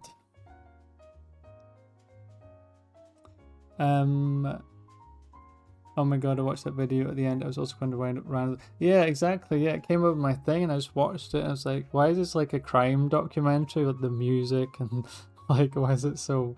It was kind of crazy. I was like, what? Am I being taken back in time? Like, it's like, poor guy, he's just trying to. Well, I mean, if all the things are true, I wouldn't say poor guy, but this guy is trying to move on with his life. I mean, I think he deleted all of his stuff on Instagram, didn't he? And I wonder if it was because of the AI claims. I mean, you could see that from the examples he used. Well, he traced over. Well, I don't know what he did, but the AI images were so similar. It was shocking, right? And I wonder if he deleted all that to sort of like clean up any investigations that people were doing. Because, I mean, that was his whole portfolio on there that he's built up to like over 1 million followers. And now he's doing his last Comic-Con too, and he didn't really give a reason, but I think I watched a video actually of and this is how bad it's got, and this is what I don't really wish this on anyone, but because it was quite sad. I remember Ethan Becker made a video and Ross was in it, and if you go in the comments, like the amount of hate that went towards like, why have you got this fraud on your video, and all the comments weren't even about what they were talking about. They were actually, the video was about interviewing like students on the Discord or something, and the amount of hate was unbelievable. I was like, gosh, is it that bad? Is it really that toxic? So yeah, that must be rough. Imagine building up your platform to that much of a scale, and then it all just sort of almost all falls apart. is kind of scary. Like, you're have to be so responsible when you're like, I mean, for me, I've got what, 34,000 followers on Instagram, so that's nothing, right, compared to, like, what has he got, 1.5 million or something. Yeah, but even for me, I feel like I'd have a responsibility, but for him, and that's kind of crazy.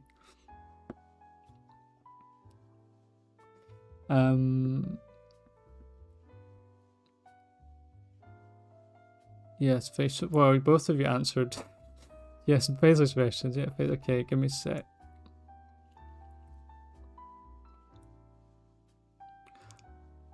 Kamari, I'm here. Oh, yep, he's gonna take my money. This is well needed. No mention or no. Thank you so much. That's super nice for you to say. It really means a lot. It's so crazy just being here, being able to do stuff like have these kind of opportunities, and I just love helping people. I just love teaching. I love helping. I want everyone to succeed. I want everyone to find opportunities or have the opportunities to do better, because we don't have enough opportunities like this, because I know I didn't have any. I had to teach myself, and that's really something I want to keep doing. So yeah, that really means a lot.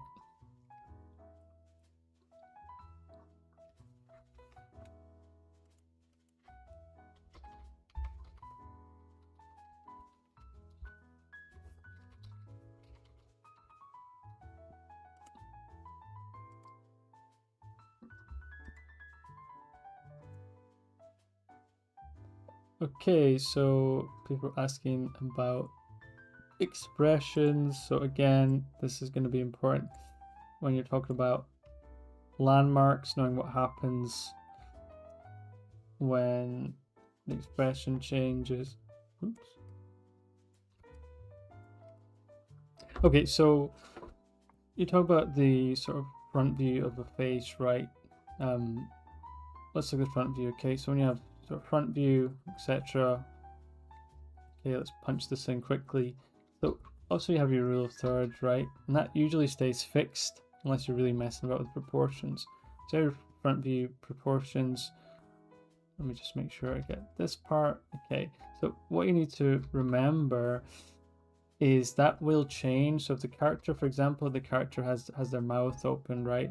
So let's just imagine character has their mouth open. What that's going to do is going to push the chin down. Okay, so push the mouth here. Just push this in, punch this in quickly. Okay, so got an open mouth here. What's going to happen there, okay, is the chin is going to go below that point.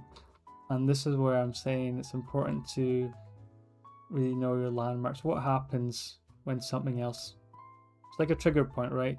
So the mouth opens, that means the jaw is going to be lower than what we would have had before. And that's something I want to really stress, okay? Because if we don't know that and we do the jaw the same, that's going to be weird, okay? So that's something I stress, really important. Of course, that same goes for the side profiles, same thing.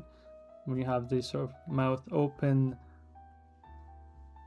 the rule of thirds is going to change. This is going to stretch, and that is going to be bigger. So those are two of the sort of main points I would use when drawing faces and doing expressions, especially most of the time we're looking at open mouths, or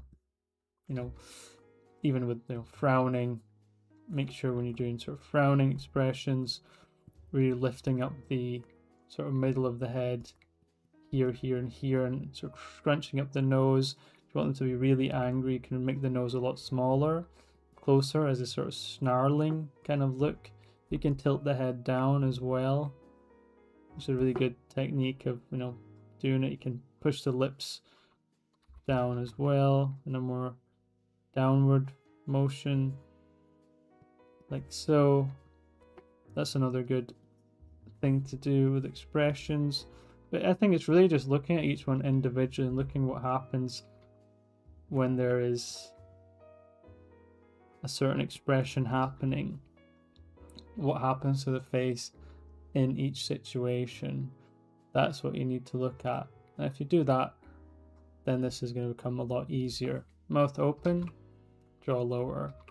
Okay, frowning, make sure you get these lines in. For the forehead, crunching up lines around the nose. The more snarling it is, obviously, then the closer the nose you can put in, and really can really tilt the head down even more than we did before. Okay. Really push those eyebrows down.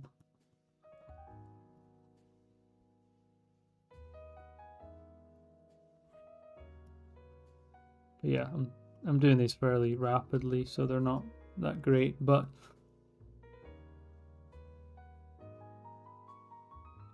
that's definitely one way to do it. So let me know if that helps you a little bit. Sort of brief. Those are the things I think to look at when doing expressions. And again, it just relates to what we were talking about before, with landmarks, right? Knowing what happens. It was camera angles actually, wasn't it? Let me know if that helps you guys. I know those drawings weren't that good, but let me know if that helps you.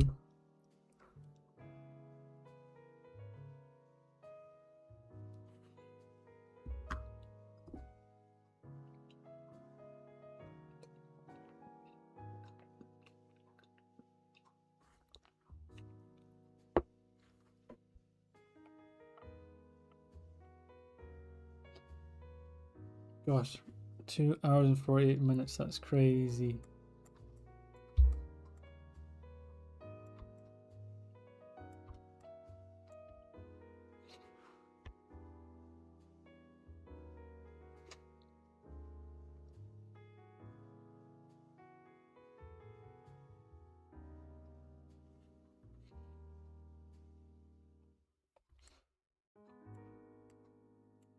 Oops, just realized that one was a bit off. So I rushed that one too much, sorry, that was for Grace, wasn't it? That's the tiredness kicking in.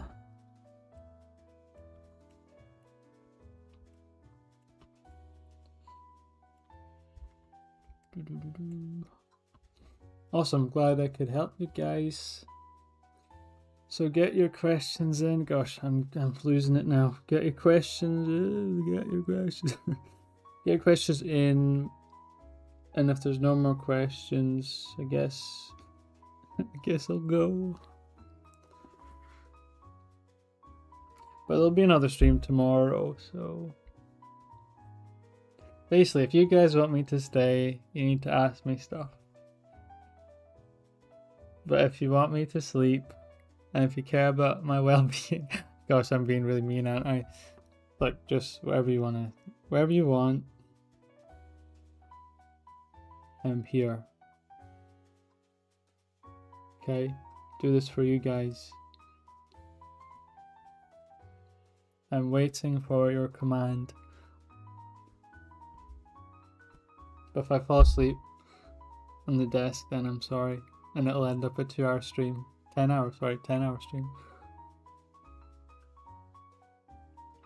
Imagine that did happen. I wonder how many people would stay and start chatting. Tobias says, next stream, bro, don't push it up too hard. Yeah, you're right, I shouldn't. This would be so much fun. So good to see such nice conversation. Eduardo says, nah, get some rest, we appreciate the tips you give us. Yeah, no problem. I really hope they help. I really do. You know, the most thing, if I can speak English, the best thing for me is knowing that I contributed to you improving in some way or learning something new, because I want you to get where I am. I want you to be able to do what I'm doing. You know, that's my goal. Unless Carol Kopinski is in the stream, then obviously he can do it way better than me. But for those who are learning, then, you know, it'd be amazing to be able to see you grow by any of these tips or anything. Or if you do decide to get the course, or, you know, try out the mentorship, whatever it may be, or even through these little tips in the stream. I just want to be able to help you get to, because I was talking to, this is what the video is going to be about. I may as well tell you now. Tomorrow, I met a kid who was like 16 at an event recently. It wasn't an art event. It was like a acting thing, but like a extra movie shoot. But anyway, it was crazy the parallels he had to when I was at high school, and there was nobody told us about concept art. Nobody told us about this illustration field, like that we know of. It was all so artsy fartsy, modern art, whatever. Nobody told you this is what you can be, this is how you do it, this is the steps you need to take. And my gosh, if I'd have known that stuff then, I could have been here so much earlier. So it's not a regret, it's just something I wish I would have known sooner. There was no opportunities. And this kid who was 16 saw my sketches and he was like, whoa, that's crazy. I was like, yeah, this is what I do. It's like, that's amazing. And I was showing him, Wesley Burt, we talked about earlier, showing him Kim Jong-gi, all these artists, and his mind was blown. He's like, he's never been shown that stuff before. He had no idea people were doing that as a job. And I just thought, man, nothing's changed. Nothing's changed since I started. And I was lucky. I found the Imagine FX magazine in a local bookshop, sitting away in the back somewhere. And I was like, what the hell? Concept art? Is this like real? And this kid, after seeing me drawing, he showed me some of the stuff he'd done at art school. I was like, oh, you have some talent actually. But then he was saying he found it so boring, the stuff they were doing in this art class at school. And he's like, seeing the stuff I showed him so inspired him so much, and he started drawing. Actually, he actually did have a sketchbook in his bag, amazingly, and he started drawing in it after seeing mine. And then he followed me on Instagram, and that could be, a turning point for him. Or gosh, I really hope it is. But if it wasn't for meeting me, he may have never discovered this kind of this field. And yeah, so that's what the video is going to be about tomorrow, about my thoughts on art education and this meeting with this kid, and just hoping to inspire more people. Because that's sad. That is really sad that they're not. It's almost like comics, concept art was taboo. And we could understand it when I was at high school, but even now, it's like, some of the best artists in the world are in our field. Kim Jong-gi, one of the greatest of all time, is in our field, but how well is he known outside our circle? To the sort of mass artist sort of media. That's the thing. Kyle Kopinski, I mean, he's up there as well. Stuff he does is unbelievable.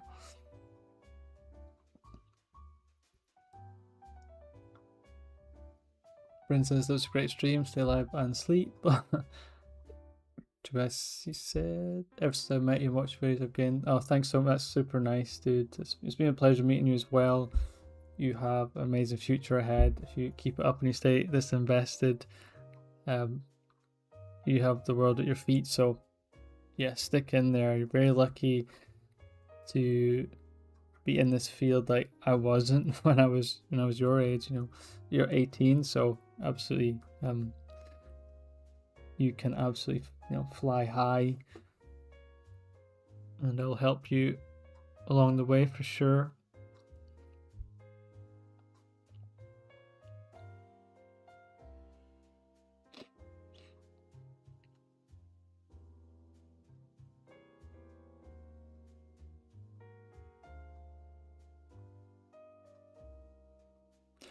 So if you haven't already, I'm going to do that thing that I'm apparently meant to do, that YouTube's telling me to do, which is ask you to like the video.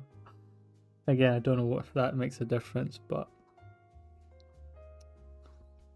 that's what the YouTube studio is saying. So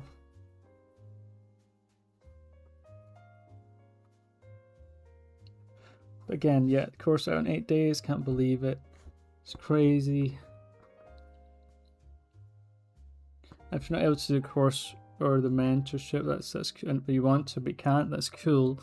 You can also join the Patreon. We have some cool stuff. I have quite a number of guides on there, and there'll be new stuff coming out there too. So if you just want to support as well, that's awesome as well.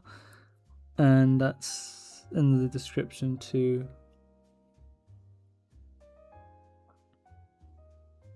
I'll be setting up a new tier actually for like just some written feedback. Again, if you're unable to do the mentorship, I'll be looking at setting something like that. Of course, it won't be as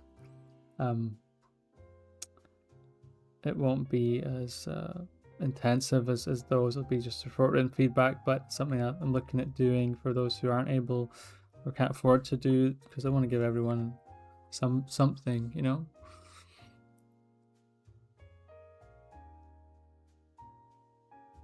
Awesome, Tobias. Thank you so much. Okay, looks like there's no more questions. Because you're all being too nice and let me sleep, so it is 2 a.m. So I'll be back with another stream tomorrow. It might just be a chill one, I'm not sure what it'll be about. But again, just counting down the days. And I just realized I put a space in there. Oops. Okay, I guess this is goodbye. So thank you so much, everybody. You're all amazing. Great to see so many new people and returning people. We hit 350 views on this stream, which is kind of crazy. I really hope it does well. But I feel like a lot of the first hour was just talking. But it seems like that's popular too. So thank you, Eduardo. You've been great as well. Thanks so much. You stuck with the stream. Gosh, you've been here the whole 3 hours. That's crazy. That is insane. Thanks, Slip. Thanks so much for always being here and supporting. Appreciate you a lot. Thank you. And Bryn, thanks for coming and moderating the chat as well. Ernest, again, always good to see you. Another regular. Mobad, you joined at the wrong time, man. I was about to end the stream. Yeah, but it's 2 a.m. here, so that's why it's. And why are you up at 5 a.m.? That's what I'm wondering.